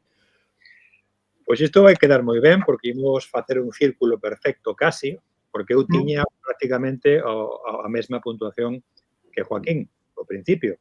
Penso que houve moi poucas veces nas que estemos todos de acordo cos 5 puntos. Creo que unha cousa clarísima. Decía Rubén Lomba hai pouco que Marcos Alonso sería neste momento titular no Chelsea. No Chelsea de agora, perfectamente posible, tal como está. E no Madrid tamén. Pode ser. Tal como ten a defensa. É que totalmente é un xogador ahora mesmo non solamente imprescindible, pero creo que un dos grandes fichaxes que fixemos nos últimos tempos. É unha boa mostra desto que falamos sempre da combinación entre o equilibrio entre os novos e a xente experimentada que pode ensinar os outros. A súa facilidade para entender o xogo, dominarlo todo, é un rendimento impecable, realmente é un xogador agora mesmo imperial, se queda pouco, porque os meus 5 puntos van para Alonso. Eu tamén quería destacar, quizáis, con 3 puntos a Fer López. Penso que do que houbo no primeiro tempo foi o mellor. Creo que no campo, mentras estivo no campo, ten sempre moita habilidade para intentar darlle un pouco de claridade ao xogo. Non acompañaron os compañeros neste caso, nen o xogo en xeral, pero penso que está tamén como lle pasa a carreira, non? Está indo para adiante, cada partido é un partido que fai mellor. Por eso quero, premialo cos 3 puntiños. E o punto de final é complexo porque, podería levalo Borja Iglesias, podería levalo Iago Aspas, podería levalo Starcel, Carreira. Penso que foron 4 xogadores que estiveron aí. Eu vou dar a Borja Iglesias tamén, porque o traballo este que non se ve, penso que é importante neste partido, o precisamos. Penso que sí, que é unha cousa que hai que destacar, non? Pero está ben ter as dúbidas de a querer asignarlle puntos. Eso quere decir que hai xogadores que están polo bo camiño, que sempre van a máis, sobre todo, pois, esos casos de Carreira, os casos de esta xente que está aí para facer realmente ben as cousas. Pero penso que eso, que xente como Marcos Alonso temos que amar. Carreira foi de menos a máis, porque eu recordo cando empezou o partido que se lle escapou 2 veces Brian Zaragoza e foi moi rápido e non di con el, pero despois se foi asentando, fixo moi bo. Hubo un par de veces donde non estivo moi atento, sobre todo hubo xogadas de Brian Zaragoza que é un xogador moi rápido. Ao principio de todo, sí. Moi ao principio. Pero despois sentou moi ben. Pero repúxose moi ben, sí. Que estar ben e ao final, pois si, repúxose moi ben. Oxalá o renoven, sinceramente. Temos 2 preguntas moi rápidas, unha delas dirixida a Antonio, pero podedes tamén dar a vosa opinión. Eres un imán, Antonio. Di aí Vicente Javier Zúñiga Fraguas, pregunta para Antonio, ¿qué medio o 2 les gustaría para el Celta y qué delantero le gusta para el nuevo proyecto, quizá Comesaña? Un medio ou 2 medios. Comesaña son eu. Un dianteiro, quizá Marta Comesaña podería ser. Non sei se tedes algúns nomes na cabeza de algúns xogadores que poden ser vos para o proxecto do ano que ven. Un pouco pronto esta pregunta, pero vou metela a ver se tedes algunha idea. Eu non sei, sinceramente. Tampouco me preocupo moito de ver os xogadores dos equipos contrarios, porque me aburro. Termino os 20 minutos, marcho. Os que poñen en aberto, claro, porque os outros xa non tal. Comesaña sería un xogador estupendo, non? Que deixaron marchar no seu momento, non fixeron forza. Pero, un medio podería ser necesario, pero entón empezaremos a eliminar Carreira, porque aí está Sotelo, aí está Damián, que non sei o que pasou con él, pero desapareceu. En fin, non sei.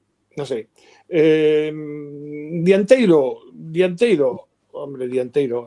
que é moi difícil. A mí non me importaría nada Brian Zaragoza, por exemplo, nada, non me importaría telo no equipo. Fue el que máis guerra dio el outro día, sí. Que foi el que máis guerra dio el outro día. Claro, e ademais se van desfacer del, porque se sabedes que está cedido polo Bayern Múnich. E que o Bayern Múnich que empeza con 5 ou 6 xogadores, un deles é Brian Zaragoza. Pero, un xogador como Brian Zaragoza ou un xogador ou noutro estilo, tamén un xogador como Budimir, que me gusta moitísimo. A mí, es que Budimir me gusta moitísimo. Sí, a mí pero, é por dicir algo, porque, en fin, al final van fichar un de Albania. Pero el mejor del país, Sí. Non sei se tedes algún outro nome por aí, os demais, ou non? Non, ríame porque era un caso parecido como o de Dubicas, ¿no? Que foi o maior goleador da Eredivisie e logo, ao final, pues, o resultado destes datos un pouco absurdo. Por eso digo. Bueno, pois esa era unha das preguntas, e a segunda pregunta ten que ver con unha cuestión que afecta directamente a Jorge. É unha pregunta de Rubén Lomba que di sobre a grada de gol, sobre a bancada de gol. Agora que se pechou, credes que por iso Balaídos podería deixar de ser un fortín? Porque, claro, falta unha das paredes, un dos muros dese fortín, non? Non, pero máis en serio, que sentimentos tedes vos sobre esa sobre esa remodelación da grada de gol dende un punto de vista sentimental, visual. Evidentemente, neste caso, Jorge ten probablemente máis que dicir porque el está na grada de gol, pero bueno. Que pensas, Jorge? Os demais, algunha idea sobre esa grada de gol que non vai estar, vai ser un estadio diferente? Polo menos na televisión, a ver se poñen algunha lona, algunha cousa así, como fixeron na ocasión anterior. Vai entrar a choiva e o frío por aí, o cal vai ser outro estadio diferente. Hombre, eu lembro que cando foi a construción do marcador, era unha cousa rara, non? Estar xusto do outro lado, e nós que vivimos todo o proceso diante, non? Aí sí que realmente éramos un equipo. Eu fixe moitas veces a broma de sacar unha foto, colgala e facer iso de o Celta en construcción, cando o equipo era un pouco máis merdento que agora, por ese momento. Tiñas aí como o burato no frente, e fixeron aquilo de poner unha lona con dibuixos de Davila, pero era moi pequena, quedaba como se fose unha especie de faixa máis que unha lona que cubriera todo. Entón, bueno, penso que agora o mellor teñen plans para facer algo de outra cousa, non sei que, pero eu supoño que agora se vai facer a cousa un pouco mellor.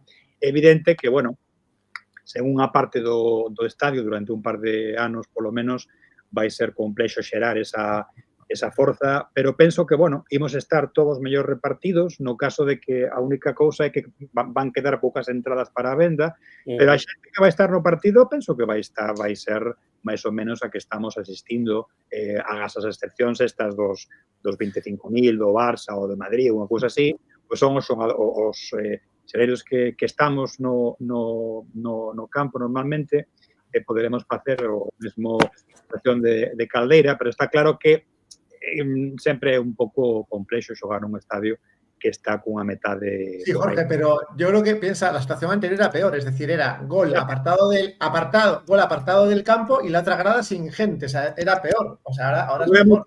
Sí, é moito mellor porque non temos esa distancia, ¿no?, que hai que había entre os asentos de gol e o campo. Imos estar todos un pouco máis enriba, e penso que se conseguimos facer algo que se deseñe ben para tapar as diferentes partes da obra cando vaya en marcha, non imos notar demasiado o tema. Una lona máis alta e mejor. Una lona máis alta, claro. Sí. Claro, un pouco máis de carto. Exacto. É que iso sí que se nota, porque eu fun abonada de marcador cando o marcador estaba ali lonxe, non como está agora gol, non? E cando voltei a balaídos ao marcador de agora, dixen, Dios mío, antes sí que víamos mal. Porque... sí, notase moitísimo a diferencia. Se nota moitísimo. Pero son moitos metros. Son moitos metros, efectivamente, son moitos metros. Agora estamos na situación contraria, que ás veces non ves a liña... A liña de que está de fondo nos corners hai que erguerse. Onte, cando me chamaron para a reasignación, me decía a rapaza, é que claro, o único que queda en marcador alto son estos asentos que temos que chamar xa de visibilidade reducida, porque está claro que... Sí, como no García Barbón. Como no García Barbón, non? Unha columna polo medio. Entón, eu penso que con ese erro que xa se cometeu, pois penso que coa nova bancada de golo, pois o Gaia non faga no mesmo, o pense mellor, e xa, pois, por fin, podamos ter o estadio ao completo e cando voltemos a gol, pois sexa un gol completamente distinto, máis... É verdade que... Eu non sei se é un erro de construcción, na verdade, porque se ti... Sí. Terías que facer a grada máis alta, non sei, porque se estás moito máis pegado tamén é normal que certa visibilidade pegas aquí. Eso pode correxirse. Podes quitar un par de liñas ou dúas de abaixo, podes orientar as cousas de outra maneira. Eso, o que pasa que non se fixo ben, pero hai... Pero non é só, é que non é só as filas primeiras, porque Susi que está máis arriba. Eu estou na segunda, estou na fila 11. Digo ao revés, as peores filas son as de arriba. Son as de arriba de todo. As de arriba, vale. Non, pero baixo tamén perdes. Non, eu vexo se ninguén se ergue diante miña. O que pasa que cando hai un córner e a xente érguese, entón como que ti tamén tes que... Sí. Pero bueno. Entón, eso, espero, polo menos eso, a despedida foi emotiva, a xente, eu tiña ao redor meu 2 persoas que saíron na prensa, de feito, porque unha delas, Xulia, é bastante popular, porque é filla xa de 2 veteráns de Balaídos, e de feito fixo un post moi chulo no Instagram asinando, no, cun rotulador no asento, que xa ia pues, dentro da súa nai cando estaba embarazada. É unha persoa que anima moitísimo a grada, e de feito xa houbo unhas peticións, no, para que o Concello lle dera o asento, no, e agasallara ese asento en particular, e bueno, moita xente, pois iso, chorou, fixo así, pois, a miña filla, sin ir máis lonxe, chorou bastante, fixo fotos e tal, e bueno, foi unha cousa emotiva, pero penso que imos voltar para un gol novo, moito mellor. Realmente, emocións, a parte a grada por dentro estaba bastante mal, xa non falo nin nos baños, nas escaleiras, todos os vomitorios, era unha cousa bastante deficiente, porque xa dende que se pensou en facer o estadio novo, xa non investiron un pataco en arranxar as cousas que había. Entón, claro, levamos abandonados como aficionados dende que se empezou a facer tribuna, non? Entón, claro, son 10 anos os que van pasar agora e xa pois tiñamos ganas de que a cousa comece e de que se faga ben e que non se demore moito, esteamos, pois eso, 2 anos noutra parte, imos estar bastante ben acollidos aí pola miña banda e a xente que vai comigo en Río Alto, cerca de Marcador, o cal imos tamén ter boa visibilidade, e agardando, pois, con moitas ganas a volta a gol. E a ver que tal funciona. Se temos unha lona maior ou non. Durante 2 anos será un pouco como Vallecas, son 3 gradas, ¿no? Sí. Pero bueno, a min gustame moito. Imos ter un pouco de problema porque, claro, estivemos moitísimo tempo sen enterarnos de nada, porque non tiñamos marcador, levamos toda esta temporada un marcador novo que vemos bastante bien e agora estamos moi perto, pero bueno, como colocaron ben, penso que dende aí ten visibilidade todo o estadio. Se ve ben, eu penso que sí. A min gustame que estean as bancadas máis preto do terreo de xogo, como nos estadios ingleses, como ben sabes, Jorge, bueno, todo o que sexa unha mellora do estadio é unha mellora, pois, da experiencia, non, de ir ao fútbol. Que penso que iso é algo, Jorge, que coidan moito en Inglaterra, por exemplo. Mesmo equipos de quinta, sexta, séptima división, pois ás veces teñen instalacións que están moi ben e que fan que a experiencia de ir ao partido sexa máis interesante, non? Sí, totalmente de acordo. Xusto acabei de ver hoxe, baixando do Cubi no Vitrasa, a entrevista túa con Ili Oleart, falando do clube que comprou a media inglesa. Sí, Harbour Town. Harbour Town, é verdade que son clubs, son campos que todos coñecemos, porque os que tivemos experiencia no Reino Unido sempre pues, visitamos lugares onde, bueno, se vas a unha cidade onde é un equipo grande, pois, bueno, tes un estadio moi semellante aos nosos, pero é verdade que a experiencia do fútbol sempre tivo moi cerca a xente, un pouco máis do que pasaba ata tempos moi recentes, digamos, en global. O sea, é evidente que hai afeccións, lugares, equipos que tiveron sempre moita pegada da xente do pobo e da vila na que se estaba, pero é certo que en termos xerais, en termos globais, a sensación de sair da casa e ir ao fútbol no teu equipo onde estás tú cos teus é algo que ali coidan bastante. Incluso nestes tempos no que pois os ingresos por taquilla é unha parte moi reducida, pero aínda así seguen cuidando bastante máis do espectador, seguen, por exemplo, tendo prezos moito máis razoables para animar a que a xente vai ao fútbol, abonos de equipos, mesmo dos equipos grandes, tipo Liverpool, son asequibles para moitas economías e fan un esforzo por seguir cuidando, ¿no? desa afición, ¿no? Aquí temos todavía un poquinho que aprender de eso, ¿no? De intentar xerar, e cando o temos que cuidalo, porque eu si penso que o Celta ten unha base social importante que durante moito tempo se deu de lado e a xente, pois, marcha, cando non a queren ben e cando non a tratan ben, pois queda co mínimo, non?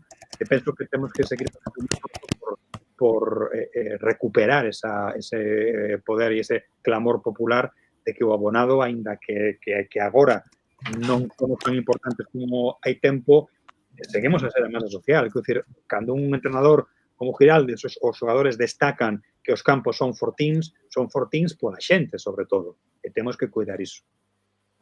Pois estou de acordo, ademais, engado que Ilio Learte, ademais de ser un grandísimo comunicador do fútbol inglés en lingua española, é unha grandísima persoa que xa tive a oportunidade de entrevistar nun par de ocasións. Bueno, cáeme realmente ben.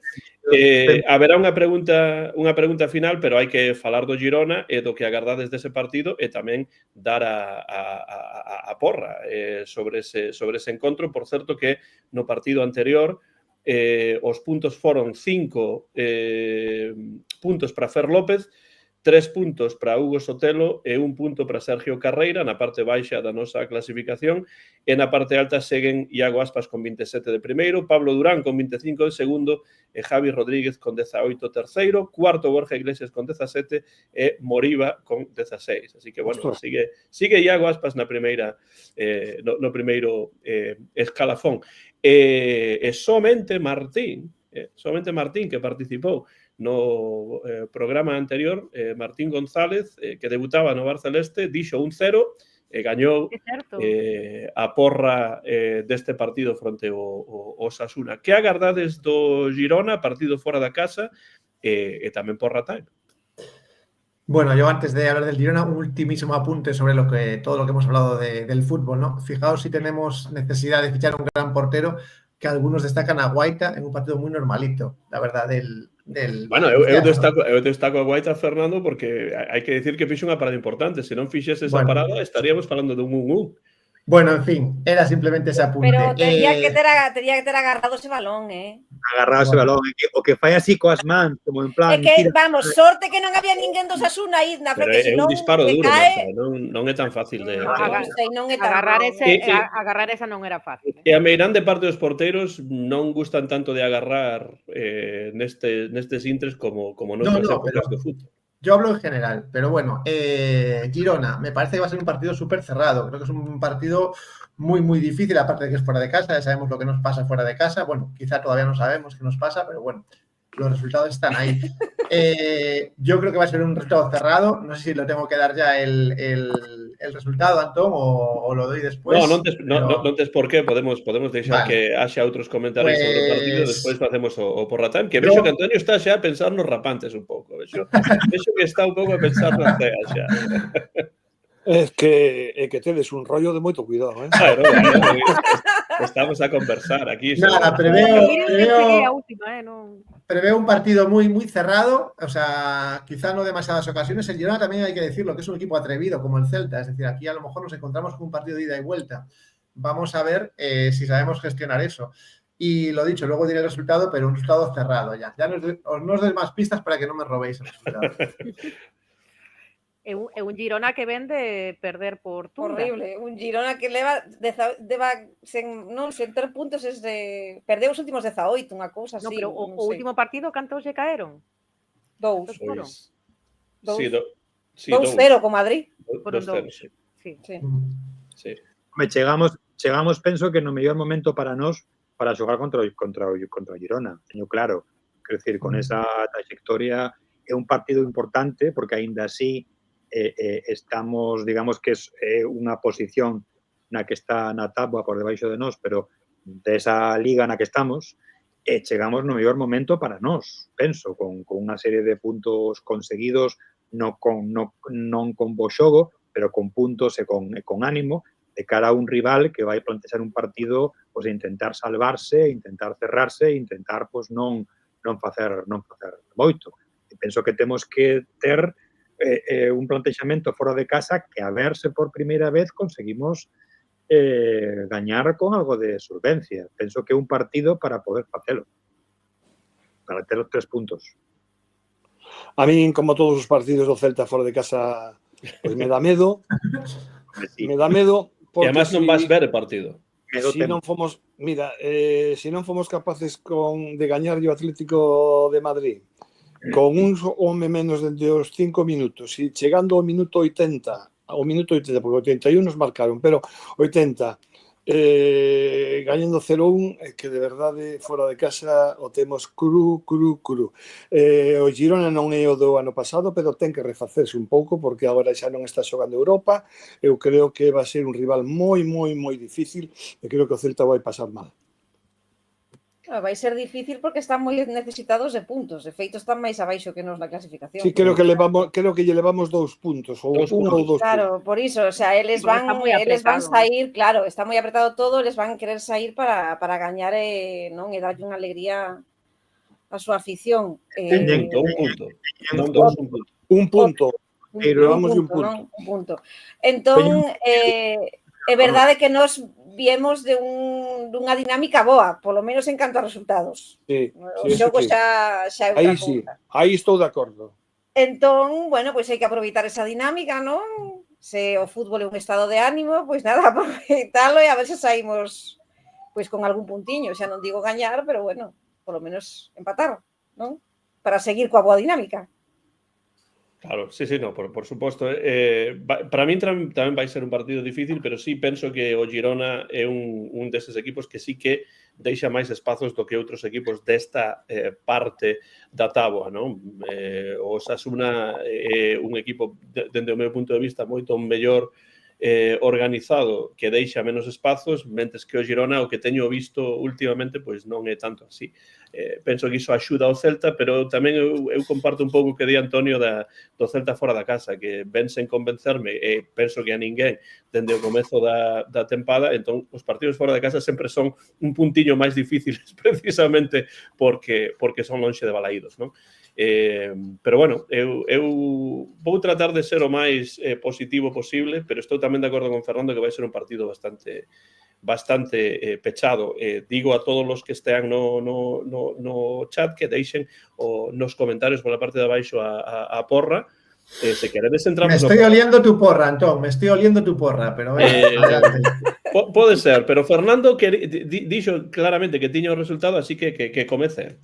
Yo sí, yo siempre tengo un halo de esperanza cuando nadie apuesta. Yo voy a decir 1-2 para el Celta.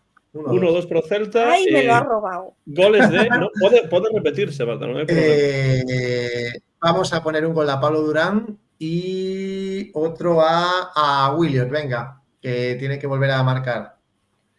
Pablo Durán e Williot, 1-2 na opinión de Fer. Seguinte. Eu penso que vai ser un partido complicado tamén, pero bueno, sí que penso que estamos en bo momento, vimos de puntuar nos 2 partidos anteriores, puntuamos fora da casa, e os partidos que veñen despois do Girona deberían ser asequibles, así que, bueno, eu vou dicir un 2-3, con goles, porque non vai quedar a cero a portería como a pasada xornada, e goles vou dicir Durán, gol de Durán, gol de Borja, a ver se así a xente deixa de criticalo un pouquiño, e imos dicir Fer López. Ok, perfecto. Durán, Borja e Fer, Susi, 2-3, di. Eu vou dar un resultado, porque é un resultado que non teño dado nunca, que vai ser 0-0. Antón di 0-0 neste partido, un pouco en contra do que Rubén Lomba, que vai ser un partido épico porque son equipos atrevidos, pois moi atrevidos serán, pero non van tela pólvora ben, van tela mollada. Así que eu vou dicir 0-0. Empiezas ganando ya. O partido pechado era en serio, Sí, dende o comezo teño o punto. Un só punto, porque como non hai goles non podo gañar puntos extra, pero 0-0 vou dicir neste caso. Vas a animar tremendo. O sea, vamos a aburrirnos.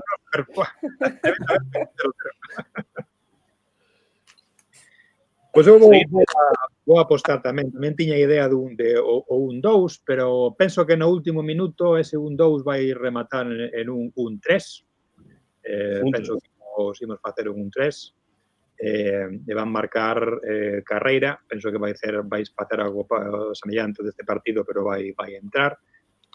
Van marcar tamén Borja e Aspas. Borja e Aspas, que foron os protagonistas deses 2 goles nos últimos 2 partidos. Creo que queda Antonio, Marta. A min, a ver, me quitasteis todos os No, resultados podes que repetir, decir. Marta, non hai problema. Xa, pero xa non ten gracia. Pero Entón, Aí, Sí, sí. ánimo. non, 0-4 non, tamén non. 2-3, veña. Primeiro iba a decir un 2, despois iba a decir un 3 e agora vou decir 2-3. Pero 2-3 tamén é o resultado de Susi, entón estás a repetir. Podes dicilo, se queres. Pero podes repetir, non hai 0-1. problema. Alguén dixo 0-1? Non. Non, ninguén dixo 0-1. Pois 0-1. Penso que non vai pasar porque algún gol vamos a encaixar seguro, pero bueno. 0-1 gol de Fer López. Fer López, moi ben. Falta Antonio, que ten tamén a súa teijaireta preparada por aí. 2-1. 2-1. Pois o Tiña que gol chegar. do Celta que o marca Antonio. O gol do Celta vai non marcar Aspas de penalti, porque de outra forma non marcamos un gol. Aspas, Esta es la prueba más clara de que Antón está en un extremo y yo en el otro. O sea, Claro, uno, dos y Antonio dos. 2-1, Aspas de penalti. Bueno, di por aquí Víctor que o Girona é o equipo en fase ofensiva que máis se desordena de forma ordenada de toda a liga. Bueno, esa é unha apreciación interesante. E preguntaba antes Rubén Lomba se, tendo en conta que os partidos que temos de aquí nas vindeiras xornadas do Celta, pois son fora Actúa esta tarde. Bueno, iso tamén. Bueno, que non falemos o tema dos horarios. Diso habría que falar tamén, pero entón De riguroso loito en protesta. rebasamos as 3 horas. Fora en Girona, despois na casa fronte ao Leganés, fora fronte ao Valladolid, na casa fronte ás Palmas, e despois o Mallorca fora. Entón, son varios partidos interesantes contra equipos que son gañables. Entón, quería saber, Rubén Lomba, se vos, tendo en conta iso, vedes máis cara arriba ou se vedes máis cara abaixo. Yo no soy amigo de hacer cuentas de la lechera. La experiencia me dice que eso es pues ganarte la frustración, avanzar hacia la frustración necesariamente. Entonces yo ahí no me atrevo a decir que miraremos hacia arriba porque nunca sabes dónde vas a conseguir puntos, a veces donde menos esperas nos sacas, con lo cual yo no me atrevo a decir que claramente vamos a sumar aquí un saco de puntos como no hicimos nunca. No, creo que hay 1000 factores que van a hacer que no sea tan fácil.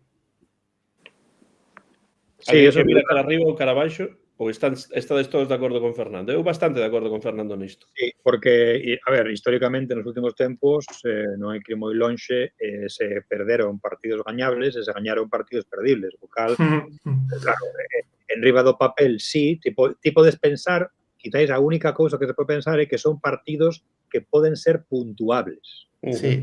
Partidos onde podas arrascar puntos en todos. Eso sí se pode pensar, porque, bueno, unha liga parella. Pero eu tampouco son un amigo de facer contas da bella, de decir, aquí temos xa 6 puntos que van cerca, porque nin sequera os grandes equipos que fan esas contas saen. Porque ao final, claro, podes ter pues un problema, un despisto que sexa, e contabas con ter 9 puntos e ao final tes 7, porque perdites 2. Pois aquí o mesmo, non podes facer iso. Puntuables me parece unha perspectiva bastante mal. E é verdade o que di Rubén Lomba, que se conseguimos puntuar neses partidos que temos por diante, pois sí, evidentemente estamos máis pensando en a salvación tranquila que en estar facendo contas con cos que veñen detrás. Penso que se puntuamos podemos centrarnos no que fagamos nós e esquecer xa os resultados da parte baixa da tabla. Pode que sexa a única cousa positiva que se pode ver. E a outra cousa que sempre pensamos que son equipos gañables. O problema é que eses equipos gañables o Celta non se lle dan ben. Normalmente.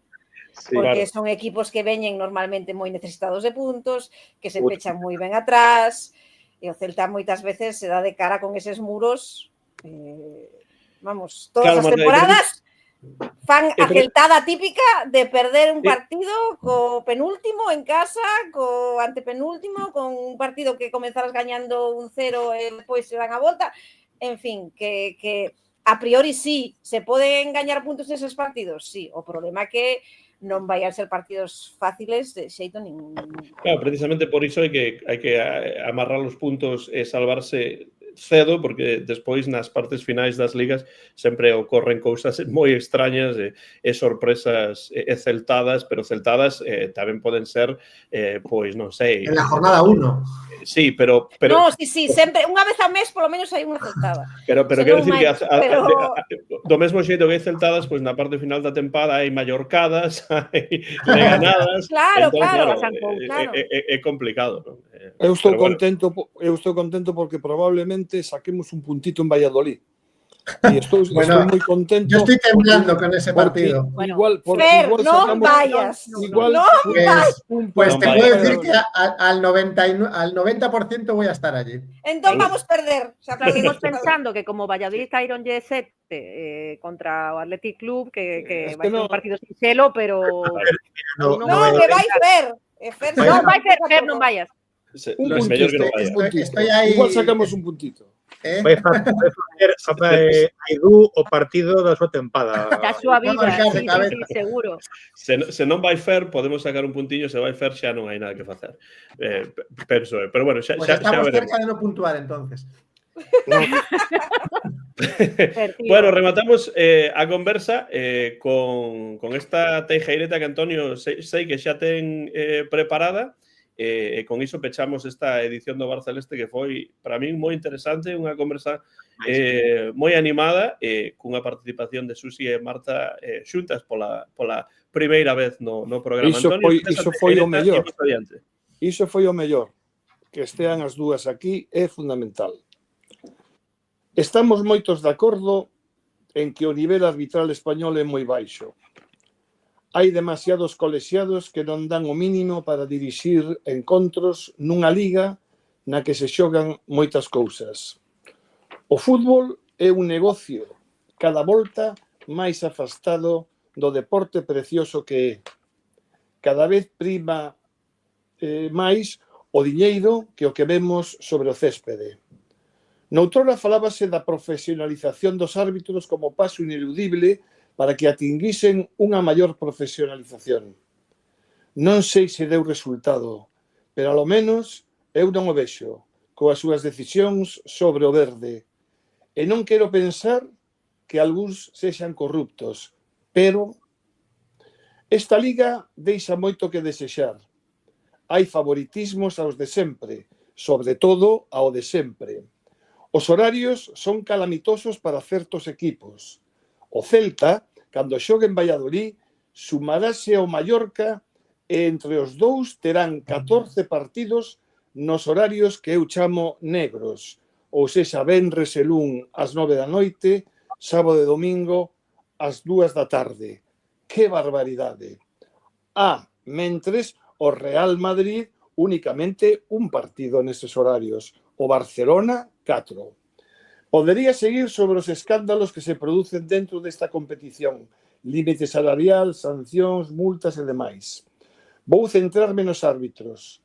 O clima que se está a crear en contra deles non se refire á súa calidade, non. Refírese á adulteración do campeonato. Refírese a que coas súas decisións o Real Madrid pode perder a Liga. Hai moita tensión no ambiente. E quen a creou? Pois justamente o Real Madrid. Sí, os paxaros apuntando os cazadores. O Real Madrid séntese agraviado. Din que perdeu algún campeonato por culpa das arbitraxes. Animádevos a sorrir comigo. Envían comunicados protestando por todo o que creen que lles quitan. Falan de conspiración arbitral ou da Liga contra o club. Empregan Real Madrid Televisión para enzoufar o ambiente e presionar o colectivo arbitral. En definitiva, de algún xeito, están xerando violencia. Dende que vexo o fútbol, nunca vivira un clima así protagonizado por un equipo grande. o club máis favorecido da historia nas decisións arbitrais, protestando por unha expulsión ou un penalti non asubiado. Que teríamos que facer os equipos non grandes, non me atrevo a chamarlles pequenos, cos prexuízos soportados ao longo dos anos? Non dou creto a semellante actitude hipócrita e insultante. Que pasou na Copa no Bernabéu? Como anularon o ano pasado un gol de Larsen en Balaídos contra eles? Que protestas houbo? Que sancións se deron? E un xornalista cuxo nome me dá noxo pronunciar, cando lle recorde Iturralde o partido de Madrid contra o Celta na Copa, ten a santa cara de dicir que Williot se deixou caer. Eles teñen o relato, eles marcan a pauta, eles manipulan, ignoran ou poñen o acento onde lles interesa. Eles están facéndolle un pésimo favor ao fútbol e nós a seguir tragando, atacando. Pues a pregunta, como diría Bob Dylan, blowing in the wind, porque realmente está claro. É que me parece vergonzoso, é que de verdade que me parece Pero o Real Madrid realmente é un equipo, remato con isto, Jorge, que consigue cousas inauditas en España, que é que de repente, de súpeto, todo o mundo se convirte en especialista en sociolingüística inglesa, ¿no? Correcto. Se o F-off o F-U é máis forte, menos forte, se en Inglaterra, se nas Midlands falan iso, se en Estados Unidos é outra cousa, se en Escocia tal. Como é posible iso? Iso é grazas ao Real Madrid, que de repente todo o mundo sabe perfecto inglés en España, ¿no? Ata contratan unha experta en lectura Ler os de labios. sí. Era Experta xa tamén en lingüística. Escandaloso. Faltaba por dominar os periodistas deportivos deste país, que xa soubesen de sociolingüística, ¿no? Pero bueno, aí estaba Antonio coas costas, vexo, moi ben gardadas por o mesmo Robert Allen Zimmerman himself, aí nese Aí está Dylan. Detrás. Sí, é unha cousa tremenda. E como facemos de algo que non sei, é que falar diso é unha cousa de chiste, porque realmente tantas cousas se teñen ditas nos campos a xogadores que botaron a rúa, que tal, que imos andar analizando agora que se é unha cousa máis ou menos porque sexa o xogador que é do equipo que é de chiste. Só te que ver Eles marcan o relato, Jorge. Os periodistas de Madrid marcan o relato e aí sigue todo o mundo funcionando o canto que tal. El elemento ese que dixo de Williot é que me dá noxo, solo nin o beso, que firma un artigo pero nin se me ocurre ler. Impresentable e subdirector de AS por riba. O sea que hai cousas que non se poden comprender.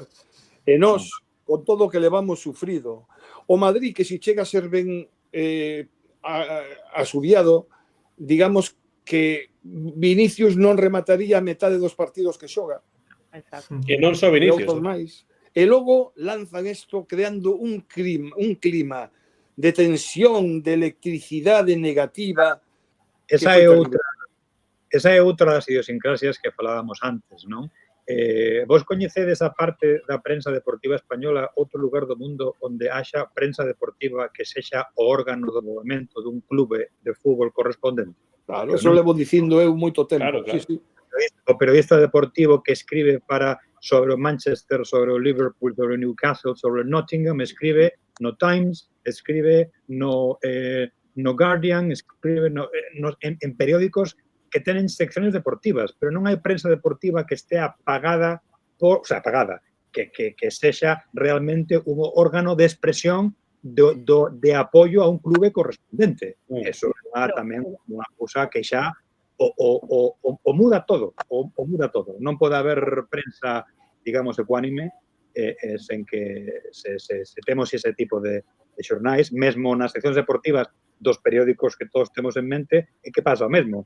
É que a xente que escribe no País, ou que escribe na Vanguardia, ou que escriben en calquera outro xornal, dependendo de onde sexan as súas inclinacións, pois ten unha liña editorial ou outra, non? E iso tamén é unha cousa que marca moito non somente o relato, senón que condiciona todo. Dicirlle cos dereitos de televisión que comentaba Antonio tamén. Se miramos a Premier League, o reparto de horarios televisivos non é o mesmo que o reparto que temos aquí na Liga Española. Ao final, as comparacións son odiosas. O reparto de horarios e o reparto de diñeiro. Sí, non entro xa no diñeiro, o reparto de diñeiro xa é o primeiro. Na xustiza, na hora do reparto horario, non ten nada que ver o que pasa neste país co que pasa no... Dicirlle en absoluto polo comentario que dixo que eu non esquezo que son os dous grandes favorecidos. Pero hoxe a miña crítica vai dirixida a un equipo, concretamente o Real Madrid, que montou un número brutal despois do partido co Español. Pero hasta tal punto de que se creou un clima irrespirable. Ese foi o Madrid. Por suposto que os dous favorecidos son os dous grandes e o Atlético un pouco, pero eso foi algo, está sendo irrespirable. Y otra cosa, Antonio, si ese partido en el que pedían la expulsión... No, perdón, solo, si no se me esqueza. Luego, Fernando, qué curioso que cando rematou o Real Madrid-Celta non pasou nada e o árbitro era Munuera Montero. E que curioso despois, cando perden co Español, como sae esa noticia florentina da empresa que ten, Munuera Montero, que ao final non chegou a nada, pero enseguida saiu porque o periodismo español en boa parte está ás ordes de Florentino Pérez. E non só iso. Perdón, Fernando, senón tamén eu esquezo. No, Fernando, que te perdí, te quería decir, si non me esquecía. Non só iso, por o comportamento de Florentino. Non sei se sabedes o que lle dixo a Marian. Claro, non te pongas nerviosa, non te pongas nerviosa. Non te pongas nerviosa. O sea, isto primeiro. Se chega a ser un home, nunca lle diría eso. No. Xa empezando por aí. E segundo, como que non te pongas nerviosa? Pero se foi un robo a mano armada. É que o pior de todo é que esa xente madridista realmente vive nun universo paralelo, porque se cree o que di. Sí, os grandes viven nun Se universo paralelo. cree realmente que son os grandes perxudicados polos árbitros. Eso é porque se basan nas estadísticas estas que din, ¿no? Que foi o equipo que máis o VAR se correxiu cando lle tocou. Claro, se correxiu porque xa é tanto a favor que algo ten que corrixir en algún momento para disimular un pouco. É que é un esperpento. Yo lo que digo es que si a pesar de todo lo que pasó en ese partido del Español-Real Madrid, el Real Madrid gana, el Real Madrid se calla. El Real Madrid ni saca comunicado, ni dice nada. Si consigue ganar ese partido, porque yo que se lo pudo haber ganado por fútbol, por lo que sea, porque tiene jugadores brutales, si lo consigue ganar, nada pasa. O sea, nada. Le comentarían de pasada lo de Mbappé, bueno, tal, pero silencio absoluto, porque lo ganaron el partido. O sea, claro, entonces eso es así.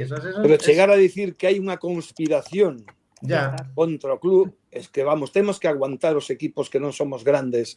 Non digo o Celta un equipo pequeno, porque o Celta é o décimo equipo da Liga histórico, pero ter que aguantar iso, despois de todos os atropelos que sufrimos ao longo do tempo, que son silenciados totalmente por periódicos como de Madrid, que son os que marcan o relato porque son os que segue todo o mundo, ademais. As marcas son os que marcan o relato, valga a redundancia de marca, pero é así.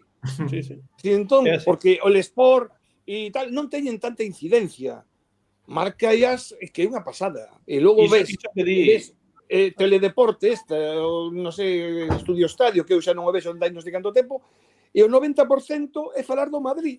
Tienes que ver en xogo, Antonio. Pagada por todo o mundo, Quen ten o poder, quen ten o diñeiro, ten o relato.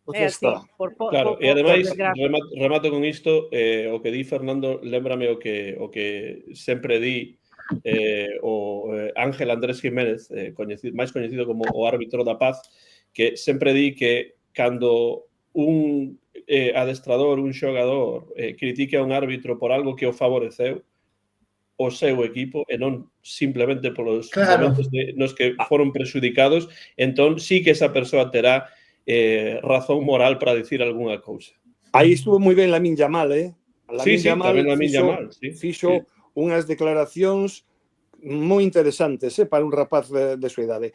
E se me permitides, solamente para rematar, quería dende aquí lamentar a morte de Andrés Rico, creo que se chamaba, o avó, que era avó do árbitro que pitou un partido de balonmán feminino entre o Rasoiro, creo que era en Sanxenxo, sí.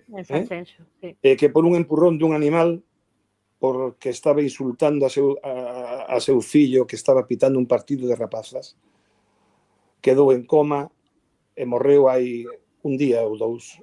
E creo que eso é violencia nas bancadas que non podemos seguir consentindo. Entón, bueno, dende o meu punto de vista, supoño que todos vos, dende o Bar Celeste, unha fonda aperta para toda a familia e que non se reproduzcan estes feitos porque cada día é peor. Y luego, aparte de eso, evidentemente, que es lo más grave que ha pasado, ha habido otras peleas en otros campos de partidos de nivel pues básico que han salido en la televisión con gente con pues palos de hierro, etcétera, etcétera. O sea, una batalla campal. Estoy hablando de un partido hace pocos días, ¿eh? Salió en la televisión de Galicia y bueno, en fin, parece que es la semana de, no sé, de la violencia, por desgracia. E o peor é que ocorre todas as semanas e ás veces chega aos medios, ás veces non chega. Sí, claro, eso tamén. Unha verdadeira vergoña. Por iso, facer un apunte sobre o xesto que tivo Sergio Herrera despois do partido contra o Celta. Por suposto, porque chamouse a atención por megafonía de un posible lanzamento dun obxecto ao campo, porque o porteiro de Osasuna estaba a queixarse, e ele explicou a posteriori que a bancada do Celta comportouse fenomenal, que non tivo nada que ver, que ele simplemente chamou a atención do árbitro porque había unha anclaxe da portería, un ferro. Se soltara e foi dicirlo que non era das bancadas. Foi un malentendido co árbitro e chapou por él porque... O que non entendo é como o árbitro non di nada e activa o protocolo de lanzamento de cousas. Quero dicir, é unha cousa moi clara. O portero te está a sinalar unha cousa que ti estás escoitando. Como narices activas un protocolo de lanzamento? Que non ten nada que ver. Achégate ali. No, que non entendo por que non se achegou onde estaba o portero. Que tiña que ter feito? É que fixo así. E bancada de animación pensando que estaba a perder tempo tontamente, unha pitada. E despois asubiáronos sen ninguna razón, claro, porque pensaban que era outra cousa o que tiña ocorrido, pero non foi o caso. Bueno, eu que agora estou, bueno, vendo moito fútbol do que falabades agora, ¿no? con meu fillo, está claro que tamén o fútbol infantil se está empezando a contaxiar deste sistema, ¿no? de que nos estamos esquecendo de que ás veces os árbitros que arbitran eses partidos teñen eso, 13, 14, 15 anos a metade das veces, que tamén son fillos de alguén, que tamén están aprendendo. Tamén é verdade que moitas veces pasan cousas ao contrario, non? Equipos que xogan moi ben, erros de arbitraxe que os propios rapaces dun equipo e de outro sinalan ao árbitro e dicen no, eso non foi así, foi desta maneira. A verdade é que eso é un gusto cando sucede, e por fortuna sucede máis veces que as outras cousas. Pero é certo que nesta sociedade na que estamos agora mesmo, a min preocupame un pouquiño que o incremento de temas violentos no fútbol de nenos está sendo preocupante. Sí.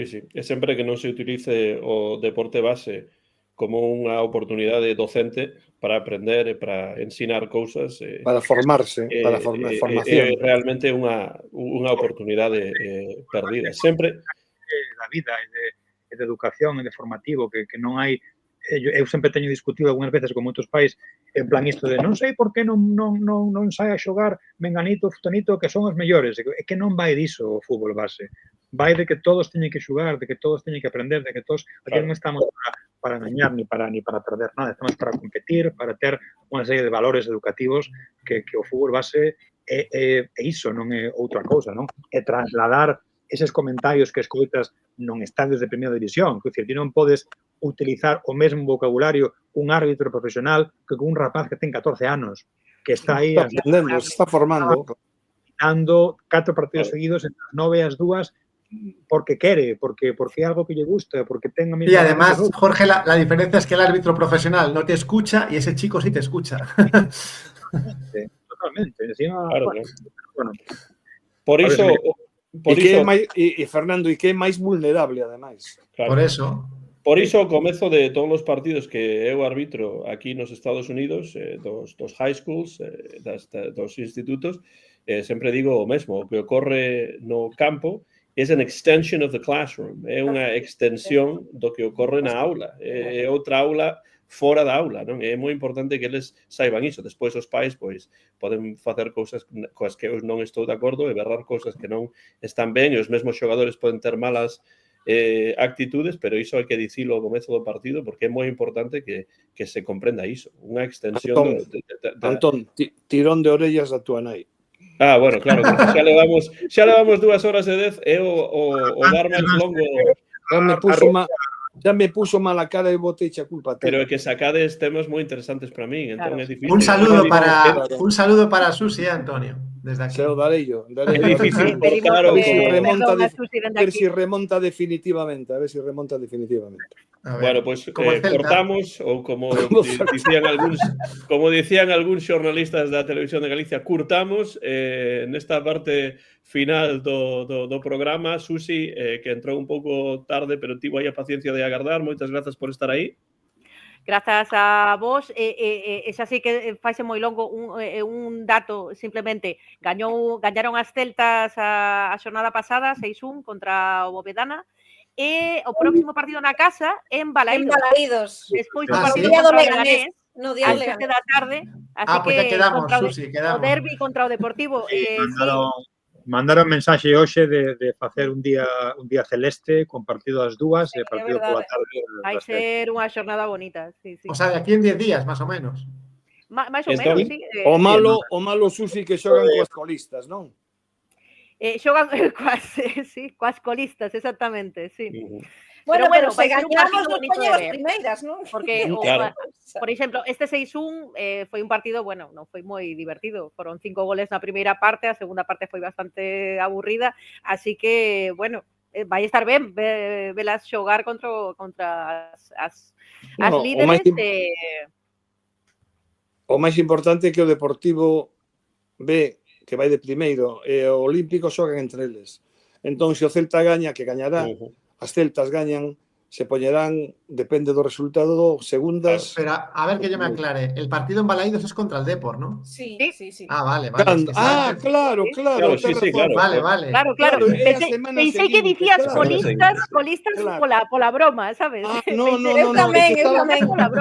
No, Susi, perdona, é que estaba pensando nesta semana, claro. Esta semana sí, pero...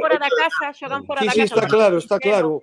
Sí, está claro. O tema hai que gañar o Depor se queremos ter opcións de de colocarnos aí entre o primeiro e o segundo puesto. Ahí estaremos. Entón, como dicimos aquí nos Estados Unidos, un double header, temos o Celta Leganés e despois as Celtas contra o Deportivo. Celta Leganés, despois vamos comer, despois vamos merendar.